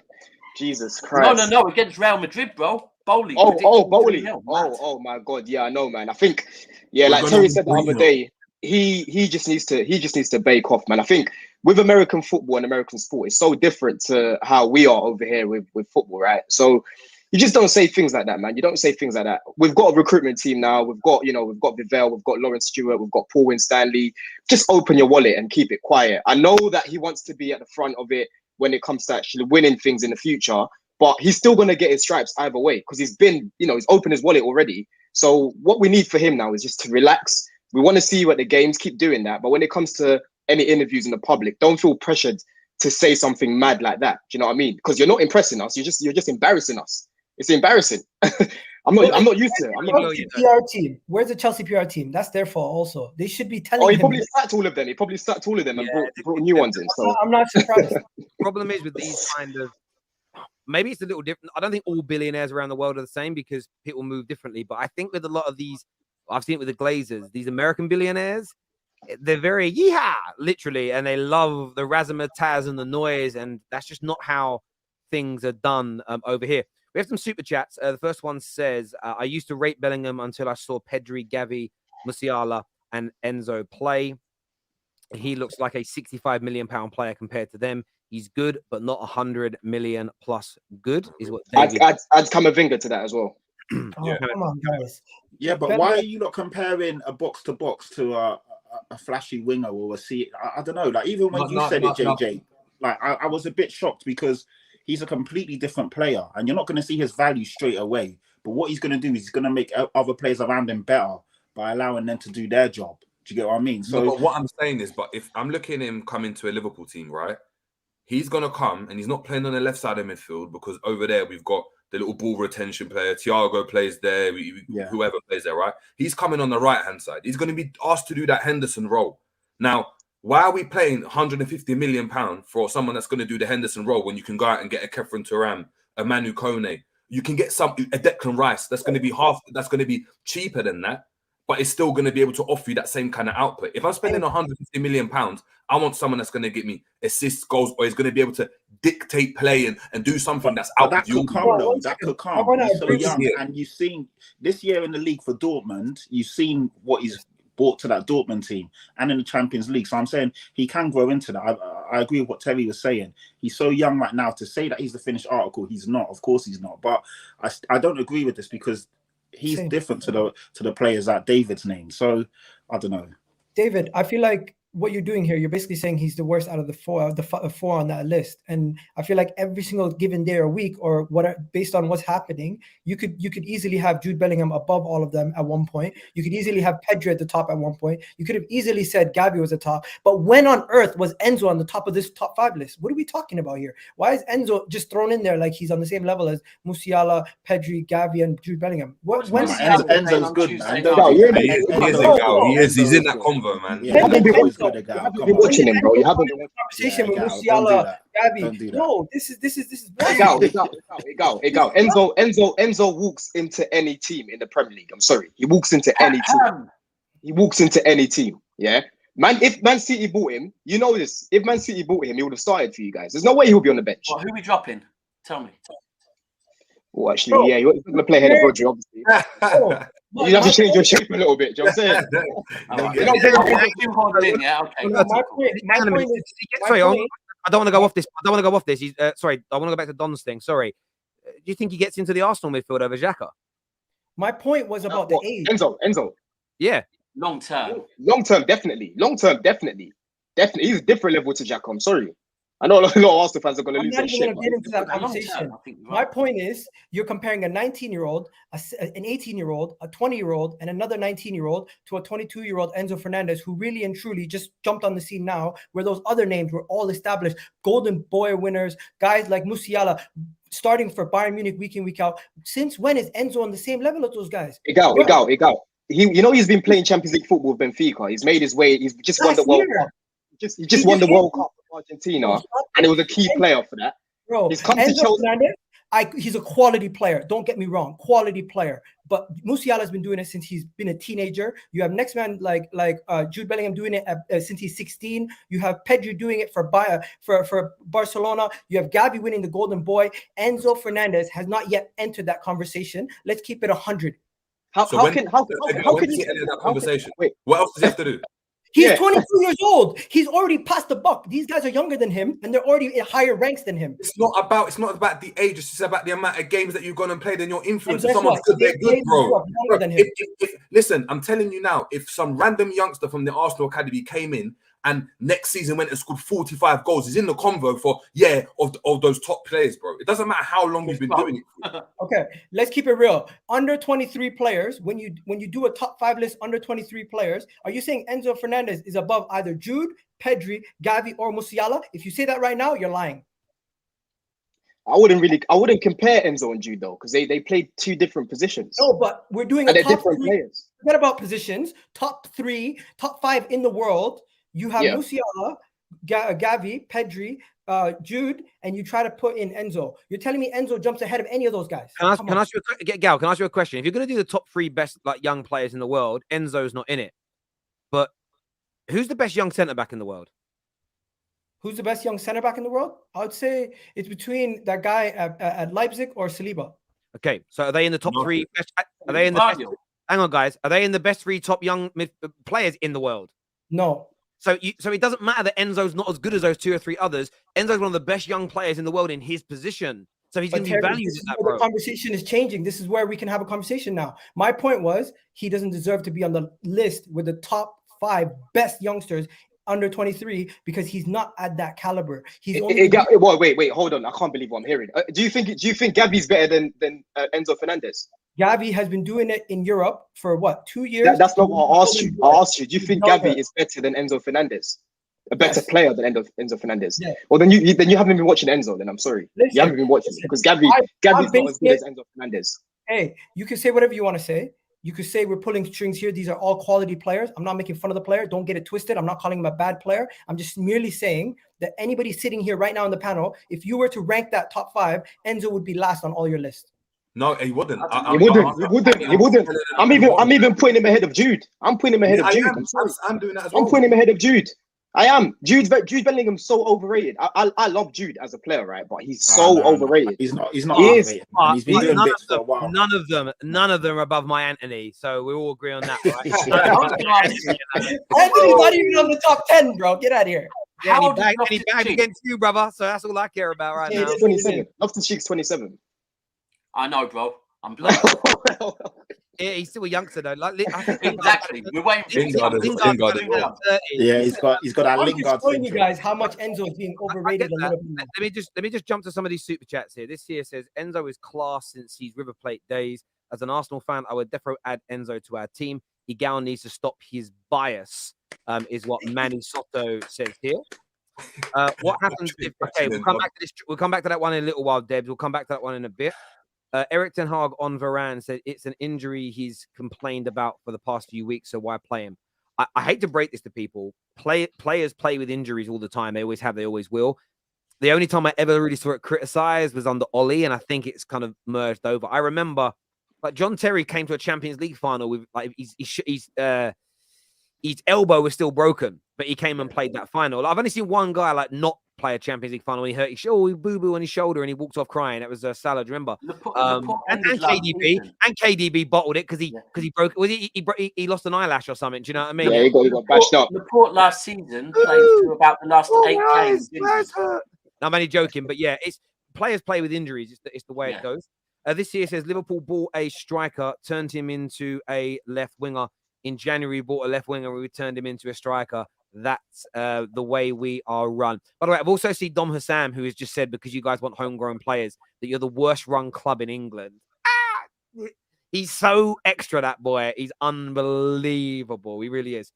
This says, my point was that they are all wonder kid midfielders. Enzo has the World Cup. Pedri and Gavi and Cama have titles. What does Jude Bellingham have? A Bundesliga, almost. It's They coming might this get year. Ah, see, Yeah. this is his first talk, man. I didn't want to say this. Almost. I, think he's I, almost. I agree that he hasn't achieved what anybody those other guys have achieved as of yet, and winning trophies and being integral to it is a massive key function. But what is he 19 years old still? Yes. He's 20. He's Yeah, that's 20. mad. He's 20. 20. Okay, 20. He's still a baby. We'll see what he does. I like him at Man United. That's all I'm going to say. This is an interesting conversation to break it up. Panel question: Iniesta, Xavi, Modric, who's better? Iniesta for me. Modric is still doing it Iniesta, now. man. Modric is still You know doing what? it right now. You know what? I think Xavi's importance is so underrated, but I'd go with Modric. I'm going with Modric as well. You're going Modric over Iniesta. Yeah. Yeah. Why would you say? Yeah. What's the reasoning behind that? I actually want to know that. For me, I'd probably say, like Terry just said it there, do you know what? It is all on the eye. And with Xavi and Iniesta, 100% they're part of a unit and what they did for Messi and everything with Barcelona. But you look at how long Modric has done it, at times you'd say he is the star of that midfield. He is the star. And what he's won, that I think it gets to a point where, look, the margins are small. That's why the conversation's there. The margins are tiny. But I just think the fact of Modric, how long he's done it, I just slightly favour him. It's opinions, isn't it? It's like Messi and Ronaldo. For me, like I look at all three and they're European legends. But I would definitely vote Paul Scholes.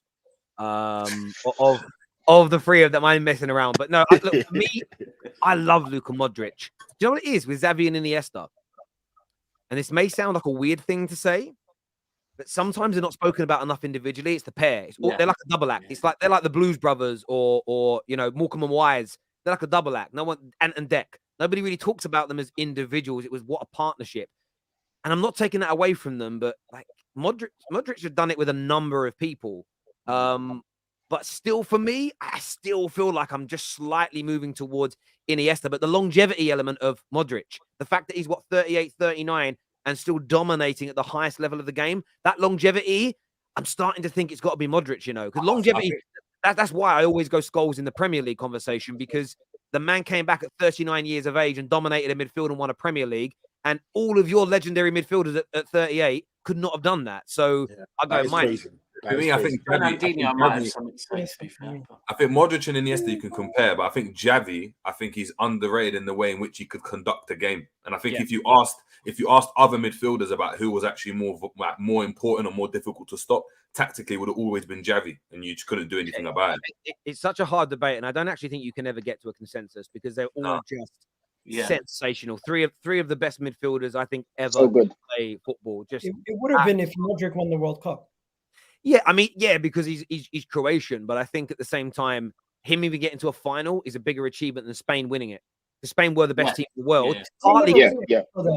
Sorry. Spain never won one of those cups. Was it the Euros or the World Cup before? They won the World Cup, then they won the Euros. They won 2 years later. Saying before that, did they ever win before Iniesta? No. But they didn't win a World Cup. I don't think. Iniesta scored the winning goal as well in the World Cup. People forget. So recency bias.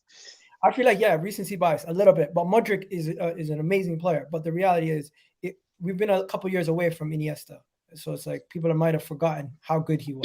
Iniesta was unbelievable, man. Just the natural ability to just glide across the pitch. Some of the things I'd see that guy do was sort of Messi-esque, like. So for me, when I compared him, because it's so close, I look at the ability and who my preference is. I'll probably say Iniesta. Just in terms of that Spain team going backwards, they won the Euros in 2008, the World Cup in 2010, the Euros in 2012. Yeah, it was 3. I think what Terry said there was spot on. That what makes it so difficult is that you judge Modric based on Modric. You judge Xavi and Iniesta based on Xavi, Iniesta, Messi. And so there, straight away, it just becomes harder. I'm not saying, do you know what I mean? In my head, I'm thinking, I'm going on what Modric did by himself, whereas Xavi Iniesta is part of a trio. And so it makes it just that little bit more difficult to say either of them. Yeah. It definitely does. And that's not a dig. It's just sometimes narratives are really interesting because nobody ever talks about, they don't go Modric, Cruz, Ronaldo. they just say Modric or Ronaldo. They're sort of the Real Madrid players are looked at more of a individuals, where that Barcelona team, which by the way, and this is why maybe it is them too, it's voted by most people as the greatest club team of all time because they were such a, what's the word when everybody thinks the same? When there's like a hive mind, but there's a better word for it. Synchronized or synchronized, but there's a kind of word for it. Where unanimous. I don't. Yeah, there's a word I'm looking for. It's not one of those two. But either way, the way they just think, their kind of way they move as a team, and they were just sort of so seamless. That team was crazy. So maybe sometimes the individual brilliance gets lost in such an amazing system. Maybe, but yeah, all three absolutely out of this world. Viewers, do us a big favor and smash the like and the share button. Remember, you can download this podcast and all previous episodes on Spotify tonight. Scan the QR code that's just above my head, or click on the link in the live comment section. Set it to auto download. That's the one. Maybe I'm looking for that word. Symbiotic. Is that the right word I'm looking for? That sounds like what I'm looking for. Yeah, symbiotic. It means I need to get meaning now. You know, like when you think of a word, and then I'm like, I'm not sure if it's the right bloody one. And that's to do with robots. Cohesion?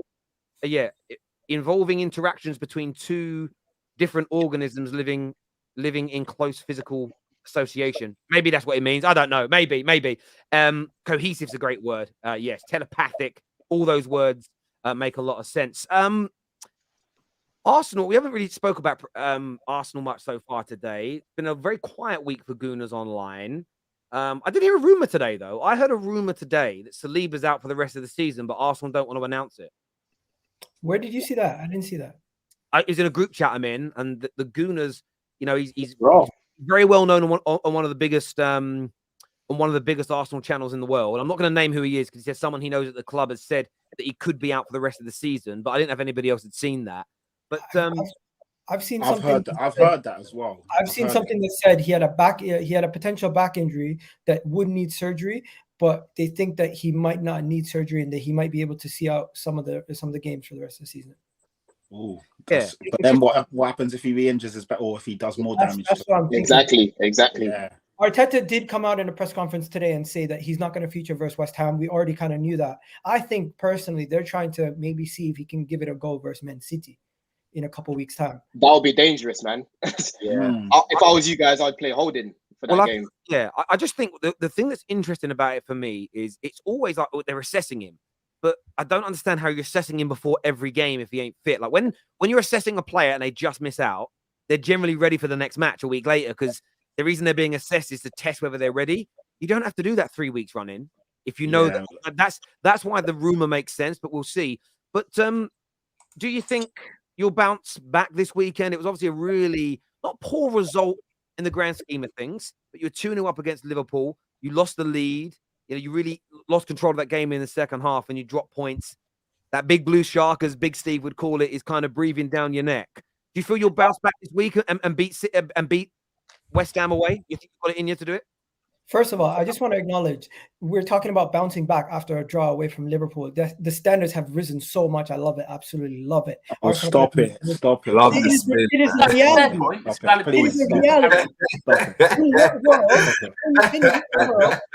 In what world do we call a draw away from Liverpool? Egal, the manner in which you drew the game. You bottled that game. You bottled that game.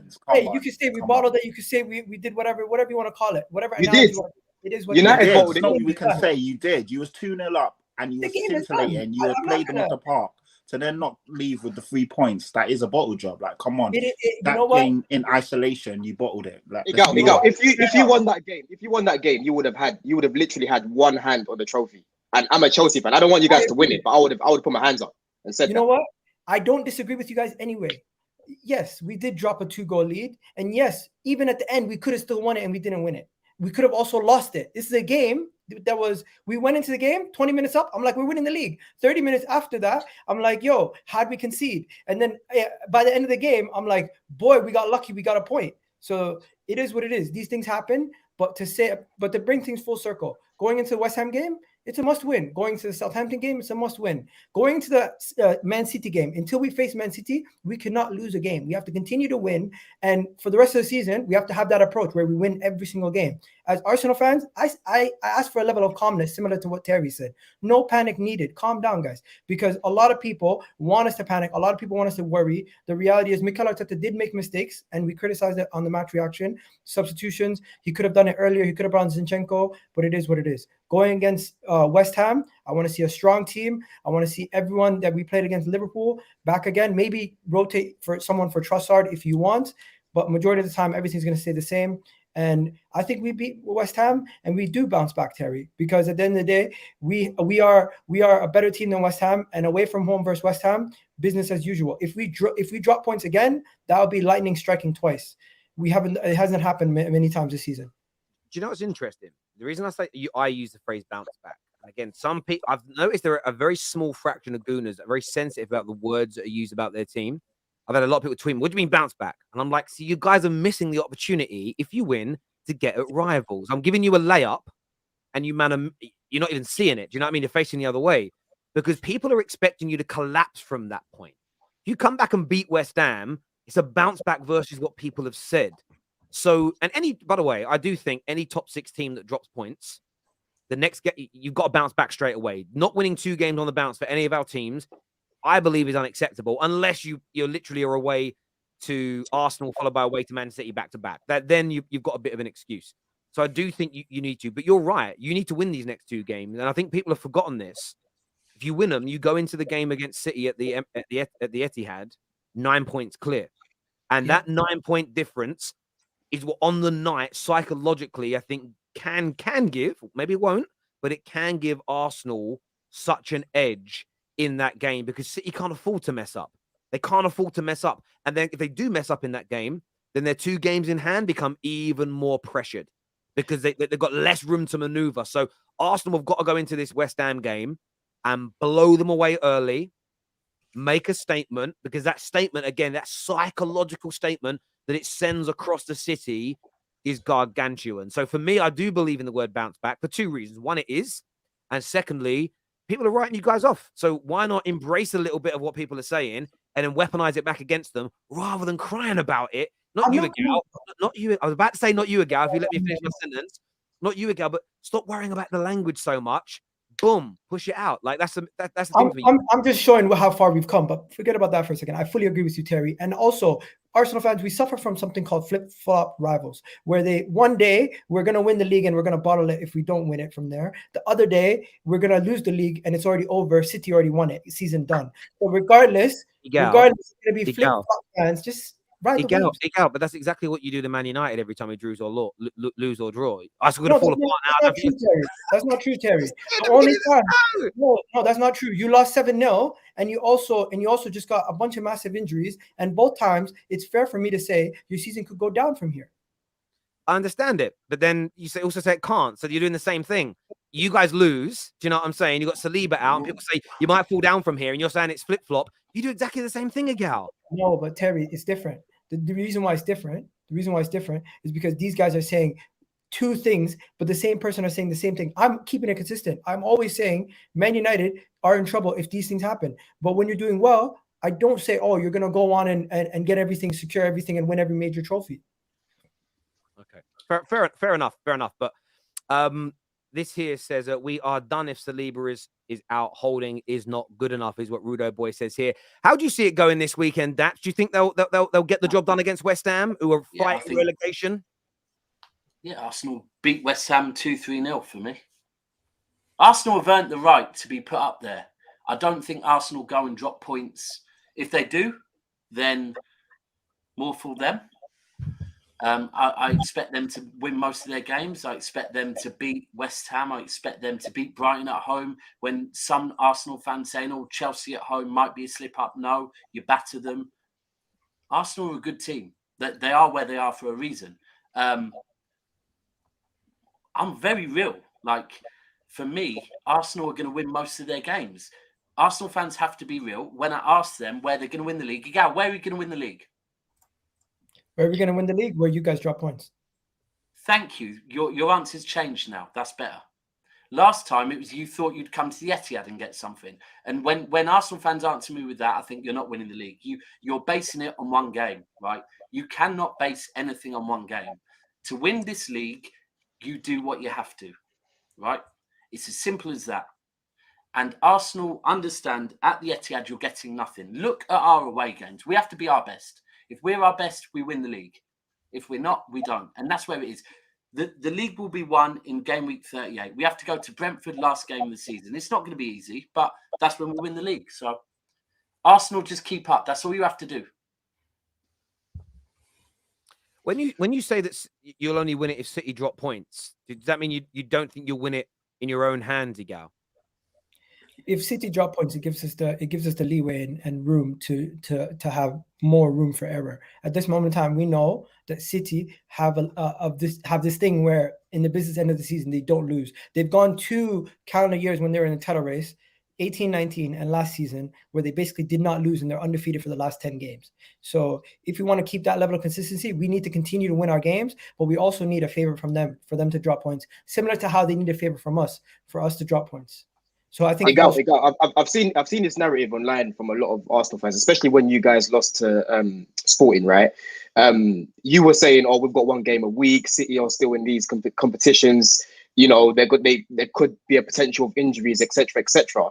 But I look at it on the flip side, because Man City, season after season, they go quite far in every competition, and when they kick into gear, they use those other games to keep everyone warm, keep that momentum. So if anyone needs to come out, you've got someone on the bench who's been playing in the FA Cup or been playing in the Champions League to come on and do a job. Whereas you guys, I feel like where you're focusing just for one game, that can be detrimental to up against Man City right now. If it wasn't up against Man City, I would say, right, I agree with you guys 100%. But where Man City use these other competitions to build that momentum, I've seen it. We literally beat them in the Champions League final and they went on and won the league. So they're used to getting into the final stages of these competitions. So I wouldn't, as an Arsenal fan, I wouldn't see that as a positive, saying Man City are still in X amount of competitions, because for me, you know what it is? I personally agree with you. I feel like Man City get in a groove. It gives them momentum and they keep kicking on. Where for people saying it's an advantage for Arsenal because we have less games than City, I honestly do agree with you. It can be an advantage if it means something happens to their players, but more times than not, nothing happens to their player, they're still in the role. They continue to win games, and it gives them an advantage because they now are in the rhythm for the next game. They're more match ready for every game. It's not even that. Last season, when we were in this same period last season, we were getting injuries to Walker, injuries to Laporte. Ruben Diaz was out. We ended our season with Fernandinho and Laporte playing injured, right? It's momentum, it's belief, it's focus, it's knowing what to do. And I think, I could be wrong, but we're all males, right? Me personally, I've had a hard year. When I have a hard day, sometimes I stream to keep myself busy, right? Because I don't want to sit here and overthink nothing, right? Now, for me, when Arsenal and some of their young players, bless them, and I don't like this, I'm not celebrating it, but a young man that can overthink a lot, and they've got to face the fact that they're playing a team that, unfortunately, because of Arteta playing a weakened team in January in the FA Cup, you didn't beat us at the Etihad. Then we went back to the Emirates and beat you there. So in your head, forget the last 15 games or whatever, and the fact that we beat you pretty much every single time. This season alone, your squad right now know that they haven't beat us home or away when we were worse than we currently are. And you're going to sit there thinking about that every single hour you are not playing football, right? Right now, we're playing Leicester at the weekend. To be frank with you, I'm thinking about Munich, right? That's where we are. Whereas you lot, you're already focusing on that one game at the Etihad. It's not in our heads, bro. It's, for me, if Arsenal, and I will be wrong, it's all clipped up, it's everywhere. If I'm wrong, I'm wrong. But we have this confidence based on what we do every single season. And Arsenal just had to slip up once. Unfortunately, you did. And now you are hoping that somewhere we drop points. We have it in our hands at the end of the day. If we get if we get anything against you, we can. That's also in our hands, because we What's can the win. odds on that, though? We can win all our games. If we can potentially get a draw. I don't know if we can win. I don't know what the odds are. Egal, you can't go in with that mentality. I'm telling you now, as a Liverpool fan, you go into this. You saying we can come out of there with a draw and hopefully we can still win it. You need to win every single game. Also, goal difference. There's a lot of ways. There's a lot of different ways where we can win it, and there's only one way where we can lose it. Whereas if we drop points, to win it, we need many different things to go our way. But one of the things is we continue to win, and we either see City drop points, we see ourselves pick up points away from City, or we find a miracle where we start scoring 7 goals against random teams, which is not going to happen. But hey, we see. I mean, does anybody see this weekend? You know, they did beat Fulham away from home, which nobody expected last week. But does anyone see West Ham at home?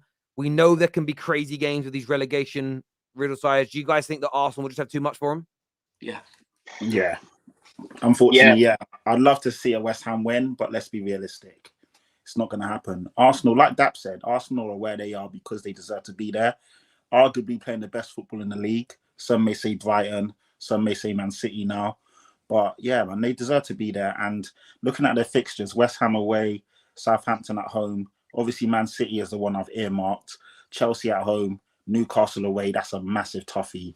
But the upcoming fixtures, you expect them to win most of them. So I've got a feeling with that West Ham game, if by any slip of imagination, West Ham score an early goal, that's going to test Arsenal a lot because they're coming into that game knowing we had a 2-goal lead and we kind of fumbled it. You saw after that game, Saka looking dejected. They're thinking, you know what? We might have missed something. And that's a chink in the armor. Now, this game here, this is actually going to be probably more vital than the game after that. Because if you guys don't start well or West Ham manage to score an early goal, then it's going to test the resolve of the team. And you haven't been in this situation yet where the title's so close, but you're so far away yet. This whole time now, obviously, it's been 20 games, 15 games away at the end of the season. We're getting so close now. As a Liverpool fan, I'm telling you, these games are going to be pivotal. And you're probably going to, if you come out of these games victorious, you're actually going to celebrate these wins potentially more than a victory against Liverpool or that draw. Do you know what I mean? Or even picking up that draw. So it'll be interesting, man. JJ, when you pick up like Saka's body language, now I haven't actually gone back to check if it's true. Was Zinchenko crying after the draw? Yeah. Like, does anybody think him crying with is that a problem with this amount of games to go? Terry, you know that Arsenal. Look, I don't want this to come across wrong because I'm a big fan of Zinchenko. Egal will tell you. Last time I was telling him how good he is, but the narrative has been that he's changed the mentality of Arsenal. That's been Arsenal fans' narrative, right? When he was on the bench crying, it was because he knew, right? He's been part of this City team. He knows what happens when you give us a sniff, right? And he knew that day when their mentality monster, the guy that gets them all going, is sat on the bench knowing the importance of what he just did. Yeah. I just put it out there. I mean, I don't know if he was actually. I mean, I've just seen people saying he was crying. Was he actually crying, Egal, or was he just frustrated? Yes. He was disappointed because he knew that he had given them the final goal. If he was crying, man. He was crying. If he doesn't get one second, He was disappointed. You can laugh. It's fair. Listen, at the end of the day, anybody who's a professional or anybody who's played any type of football knows that if you're emotions run high when you're playing, and you can find yourself in situations where you're overly emotional, and these things can happen. So everyone expresses their emotions different ways. Zinchenko found himself in that way. I generally don't think it's going to have a negative effect. People are saying, it has a negative effect. And I'm not going to sit here and tell you it's going to now galvanize him and things like that. I think it's just something that happened during the game and he's going to move on from it. I think people are reading way too much into this whole situation, similar to the Xhaka incident.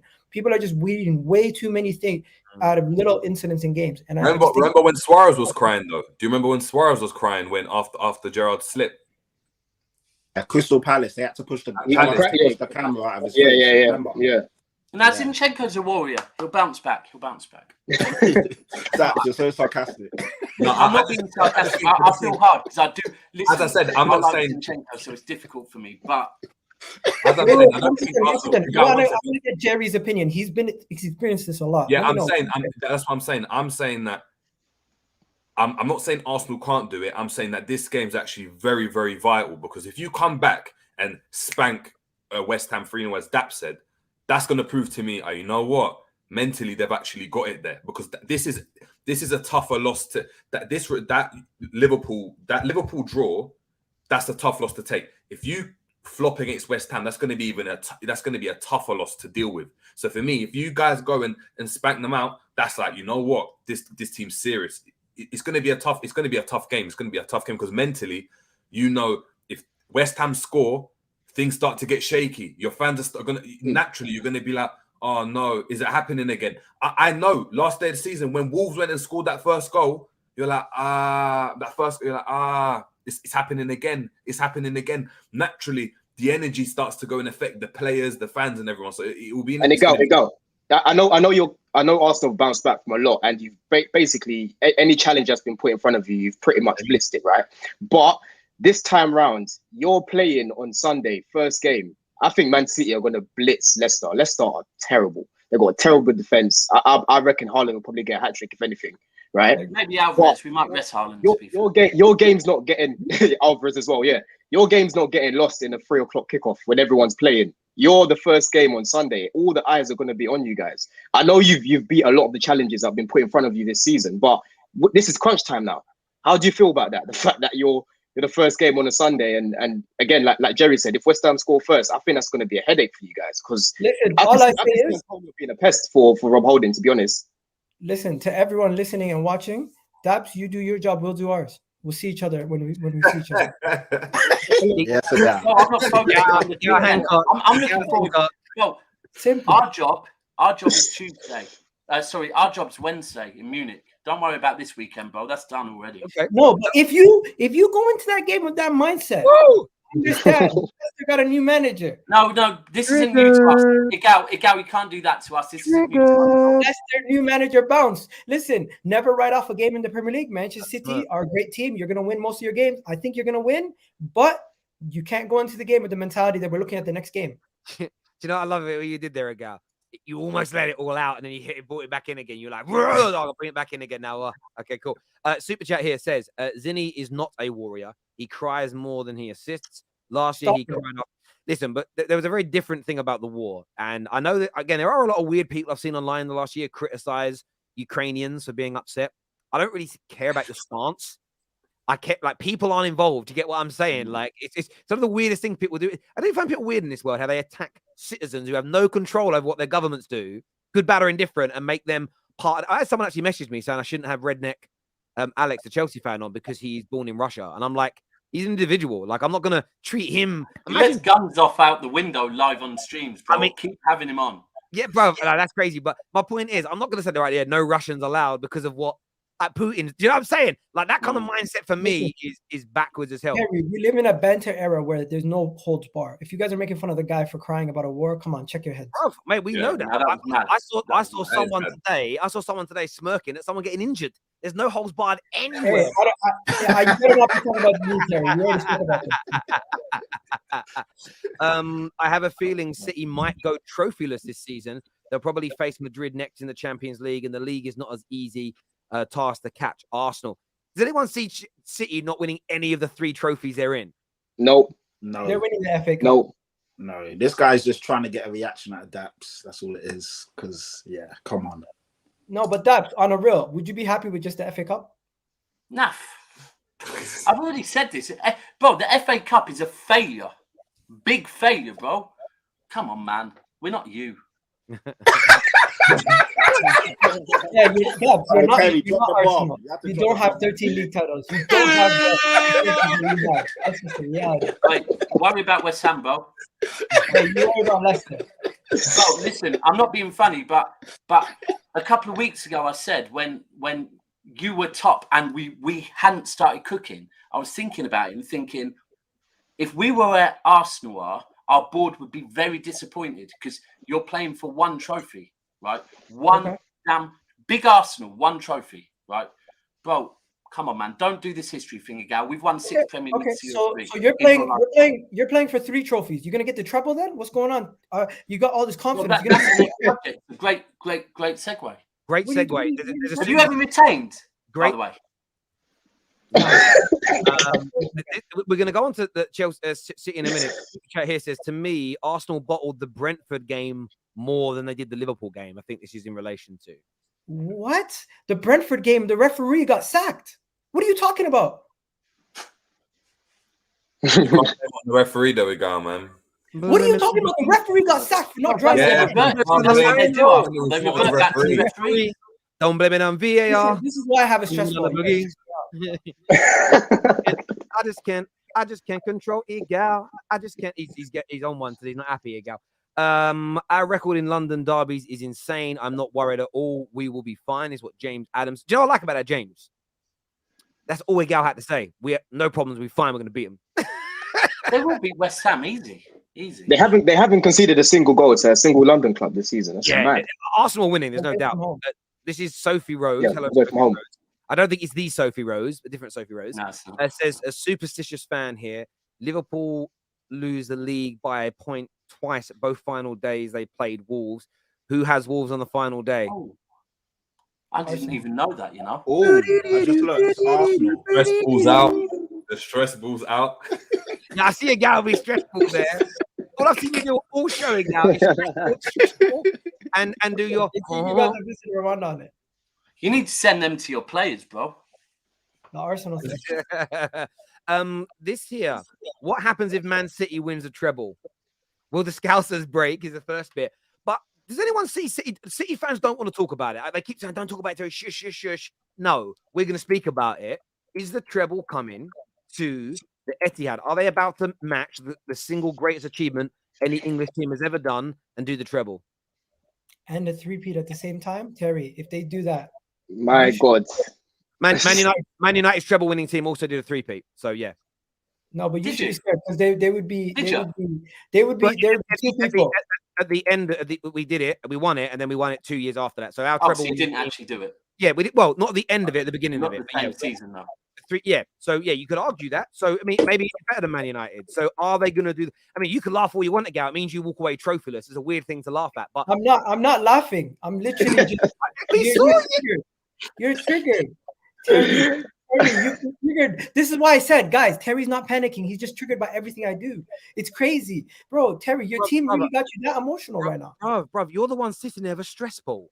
Listen, it is what it is. What do you think like you? Everyone has. You're the one sitting there like, yeah.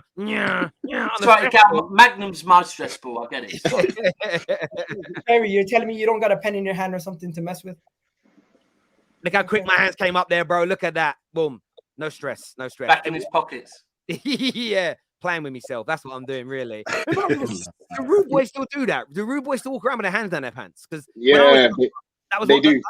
And do you know what? It never made sense to me. Like I always remember, I nearly got beaten up by an older kid. I said, "Why'd you do that, bro?" He went, "Why?" I said, "It makes your hands stink." Because his hands stink. And I never got it.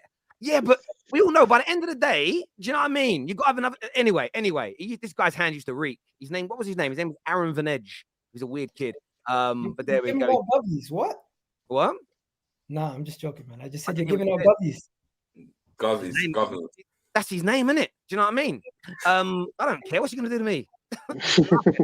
I beat him up when I was older as well. That was a great night in a pub. He bullied me a little bit as a younger kid, then I see him in a pub when I was older. Sparked him. Fair game. We'll come back to Richard Keating in a bit. City, are they going to do a treble? No. There's a strong possibility. I think potentially. I think they're good for it, to be fair. Yeah. I can see them winning the Champions League this year. I know City fans don't want to jinx it, but I think they're the strongest team left in that competition. I know Real Madrid, yes, somehow they always come alive on Champions League nights, but if we're being real, City are the strongest team in there. I said from day dot, and I'll stick to it, the league is theirs, and realistically, they're going to win the FA Cup. So are you saying they're the best team in like football history, Premier League history, if they do that? Nah. I never said that.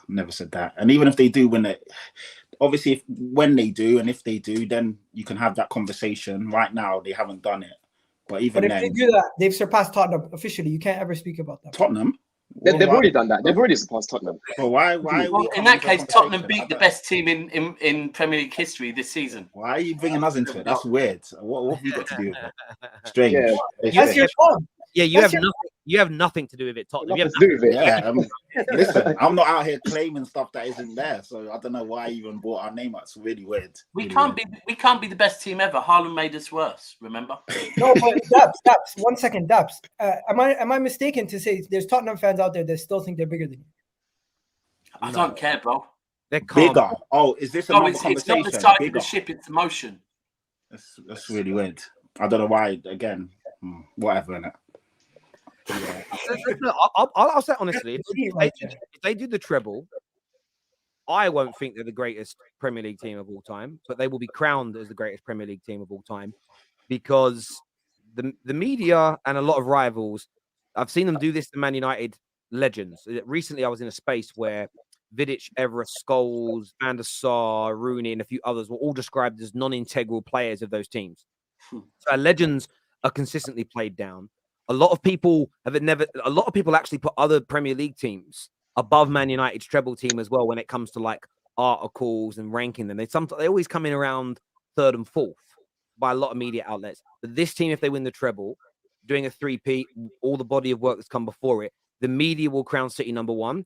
And because I don't think any other club has a team that comes close to what Man United's teams and City teams have achieved, rivals who dislike Man United more, and that's all of you, because I think Man United are bigger rivals to all of you than City, you will go, well, we might as well give it to City. At least we get a bit of joy about knocking Man United off. So my opinion on it is irrelevant. If City do the treble, they get crowned as the greatest English team of all time. It will happen. And by the way, they'll deserve to be in that conversation. We'll also get called cheats though as well to take it away from it. So well, yeah. And then if you get found guilty of the breaches, then it'll all get taken away. But exactly, that is what people will do.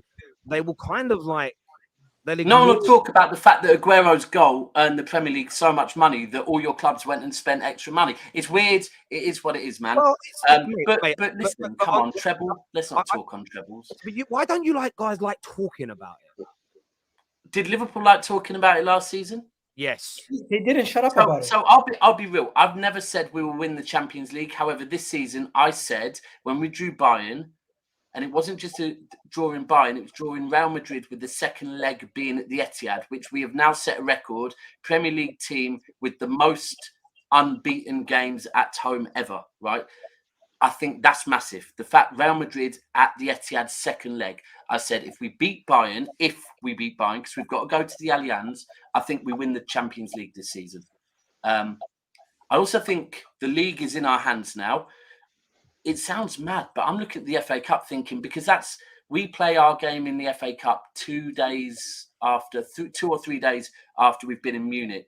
Very similar to last season, we played Liverpool in the FA Cup semi-final after we've been in Atletico. We will rotate. Now, we should have enough to beat Sheffield United, but look, if we end up drawing Man United in the FA Cup final, and the FA Cup final sits between the last weekend of the league and the Champions League final, that's going to play in United's hands, 100%, because United will want that trophy.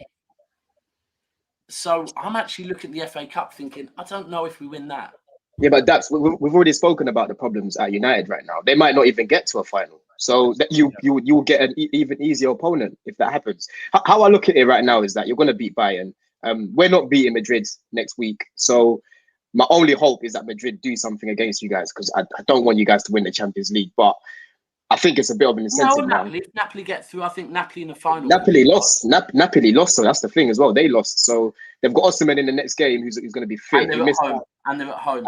And they're at home as well. Yeah, so I think they'll still go through, but you never know in the Champions League. And Milan, they've still got European heritage. You know what I mean? So this is it, man. It's for me. I'm just praying that Real Madrid do something against you guys. This is why the other night I was so dejected when I was on here with Terry and that when we lost, because I was like, look, even if at least if we don't beat Madrid, someone else will give them a best shot. Because if we played you in the Champions League, I'm sorry, that's a free ticket to the final. So how I look at it right now, is Madrid just need to do something. I don't see anyone right now stopping you guys at all. I don't see it. It's crazy. Do you know what? These type of super chats are funny, because this is like Arsenal fans all week have tried to have this conversation with me but what happened when you go to Anfield? Cool. In October, right? That Leicester game, whoever said that weekend, I think Man United lost ridiculously, and I think Liverpool lost 7-2 to Villa that weekend. that he just spoke about. There is a difference between Manchester City between August and February and Manchester City between March and May, right? So, okay, cool. If you think Leicester are going to come to the Etihad tomorrow and beat us 5-2, no problem. No, we're very comfortable with ourselves that we're already thinking about booking flights to Madrid, not Leicester at the weekend. I'm sorry, but and it's not arrogance, it's confidence. Yeah, what's scary right now is that Pep's just gone back to basics. He's gone back to the players that he trusts, the players that have actually proved it for him. You know, he's got rid of this Rico Lewis trial. Tested them in got January, rid of this. bro. He tested them in January and said, "Do you have the bottle to go again?" He dropped a lot of them. It's scary, man. It's scary. I'm going to be honest with you. I think they're going to do it. I think they're going to do it, man. Listen, this is what's crazy. This is why I didn't understand last weekend watching Man United fans celebrate Arsenal dropping points. And I get the whole, I grew up around Gooners. It's more logical for me not to want them to win. There's some brother messaged me from Nigeria. He goes, my whole family are Arsenal fans. It would hurt me more. And I'm like, bro, put banter. Like the banter era is killing football. It's honestly, it's a tumor on football because you're willing to. It's not me wanting Arsenal to win. It won't make it happen. I don't believe that. But celebrating City doing it when they're going to achieve something which the powers that be could crown above our biggest achievement based on different records within it. I care massively. I'm more worried. I'm more worried about City doing the treble than I am us not making the Champions League. I'm more comfortable about that than I am City doing the treble. And that scares me more because it's like last year with Liverpool. It's because of what you do as a job. Liverpool on the way. So I said Terry fan police. Now I'm not a fan police. Again, you got to learn. When I say it's dead banter, I'm just saying I don't find it funny. I mean, 99.9% of people though that make content don't do as well as me. So maybe I'm onto the winning formula. Maybe I don't know, or maybe I'm wrong. I'm not too sure if I get it right or wrong. But the point is, like, when Liverpool were on for that quad, I was sitting there thinking, and that was even worse than a treble because that means they completed football. Like, and most rivals shouldn't want City to do this because if it's a better treble than ours, let's just say it gets voted as a better treble, more points, better home record, you know, the way they win it. Say they win the final at a canter and it isn't a last-minute comeback and it's crowned as the best ever achievement of an English team. The likelihood of anyone else's teams doing that is that the chance is so slim. You shouldn't ever want that to happen because let me just finish my point. Sorry, Daps. You should always want your club to have the greatest achievements in football. Isn't that what we all strive for, to win? Yeah. Maybe I'm mad. I don't know. Do you know what? I think everyone's experience is different. Like, I remember when I was young, I spoke on this a lot. The most I celebrated was you lot not winning the league to Blackburn. Honestly, that's the most I celebrated at Main Road is when Blackburn won the league, right? I always find it confusing when people, their first thing when their team wins is to jump online. Because personally, I want to be at the game and I want to celebrate with City fans. I don't care about rivals, right? I really don't. Maybe Monday, Tuesday, a couple of days later, but obviously other people aren't there. So whereas I have I'm fortunate to go to games, maybe people that can't go to games, their equivalent is Twitter. So not knocking Twitter. So they need to be ready for that. So everyone's experience is different, isn't it? Everyone's experience is different and how they celebrate it. Just a different update. David Ornstein has just tweeted and he has stated that Lissandro will be out for the rest of the season. Oh, shit. And there is talk that Rafael Varane could also be out for the rest of the season as well. Wow. But that's being assessed right now. When it rains, it pours. I've seen Liverpool, I've seen Arsenal, I've seen City fans in recent years play down underachieving with like major injuries. Do Man United get to say that it's not our fault, it's injuries, or do we have to own up, like take it on the chin? No comment, Your Honour. I'm only playing. Listen, we should still, for me, finish in the top 4 from this point. Winning the other 2 trophies is different, but we'll see what. By the way, if we go on to win the trophies without these 2, it's an even bigger achievement for our manager. So I'll be hoping that he does it. But he has said Varane's foot will be assessed. Concerns he may also miss the remainder, although Man United hope this isn't the case. So we'll see what comes from that. But there we go. There's a super chat here that says, I've got AC Milan winning the Champions League. Istanbul redemption. Do you know what? Steve messaged me on Wednesday night saying, I've got images of my head, us v AC Milan in the final. So it'd be an interesting. I just don't see Milan I don't see any I just don't see Milan having enough to stop you guys. The only team I can see stopping City in the Champions League is Real Madrid, and they will need not Napoli. Not Napoli. Napoli could Napoli are an interesting one. Let's see how Napoli bounce back in the next game because you guys weren't great in your first game against Leipzig. You were a bit wasteful, and then they came back in the second half. Well, so right for the half. Yeah, so maybe and then you collapse in the second half. But maybe Napoli will do that, and they'll come back in the second leg, smash AC Milan 3-0. Yeah, I think they might do. I think if Napoli would have beaten up Milan midweek, everybody would be looking at them as a team to beat City. But because they lost, everyone's gone, nah, they can't do it. I think Napoli. The interesting one with that though was they had, who was it that got sent off for Napoli? They had a really important player sent off as well. Yeah, I know. I can't remember his name. Their defender. Yeah. But I think Napoli have got too much back at their ground. It's interesting because I've always said this. For City to win the Champions League, I feel we need to play another team that has not won it before. Napoli. Fair enough. I think you're going to face one of the Milan teams because they're probably going to go through from this point. Let's be honest, right? If you do get to the final. Steps. I know you're trying to be humble, right? Because you've never won the Champions League, and obviously you've got to a final and lost it recently. You're trying to be edgy. I get it. Yeah. But no, not even that. But what it is, that is that the other day Haaland got 12 touches and scored 2 goals. This man doesn't need any more than 10 touches to get at least a goal. No. So that's the difference here. Like, I know what you're saying in terms of playing against. Do you know what I mean? So you've got. I agree with you. I said this when we if you look at last season when we played Real Madrid in this first leg of the semi-final and we failed to kill them off. It was 4-3, and I think we learned from that this season. And even the fact that he scored our third to make it 3-0. The difference of going to the Allianz 2-0 up and going to the Allianz 3-0 up, right? Haaland against Leipzig, going and scoring 5. That's why we've brought him in. So I do think it's a big difference. That's why we went and got him at the end of the day. But look, Real Madrid, you can't underestimate them. Third gear, and they can still win games. I'm going to head out, Terry. Have a good one, bro. Cheers, bro. Cheers. Thank you. Excuse me, I got a bad cold. This here said, did Richard Keys have the worst tweet of the year? Just to read out Richard Keys' tweet. He says, I failed to see what Julian Nagelsmann knows that Frank Lampard does not. Oh, you've lost me there already, man. It goes on to say, if it's a straight choice between the two, I'd go with the legend that knows Chelsea inside out, not someone who might have had more impressive PowerPoint presentation, but knows nothing about the club or our league. You know what it is? They don't even try to hide their bias anymore. Like it's just out in the open now for everyone to see it, and we can all see it. This is why I just don't watch when it comes to mainstream media. I'm mainly on YouTube. I mainly watch guys like you. Do you know what I mean? On YouTube, because the mainstream media is just annoying. It's you know what? It's so old school. Like Richard Keys was the one that said about Redknapp. You know that comment about hanging out the back. Yeah. That one. Yeah.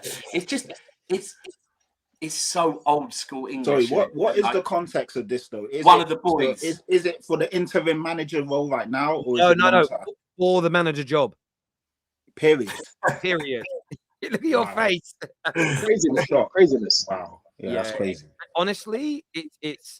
I saw it. I just quote tweeted with a meme of Theresa May laughing with the word Brexit lol underneath it because and I'm not really one of them people. I don't really like people that attack English players or English managers with Brexit talk because it's not, we all know what you're inferring generally speaking, but that for me is just a typical like give it to the Englishman approach. And I don't like that either because just because you're from Germany doesn't mean you don't know nothing about our league. Like my other half is from America and she watches multiple leagues deeply, like watches all the games. So she knows a lot about Serie A, a lot about the Bundesliga, loads. I mean, none of us watch the MLS, but she does and loves it. And like, imagine, I'm not saying she's a coach, right? But if she as a fan can watch that amount of football, why couldn't Nagelsmann have an understanding of our game by watching it?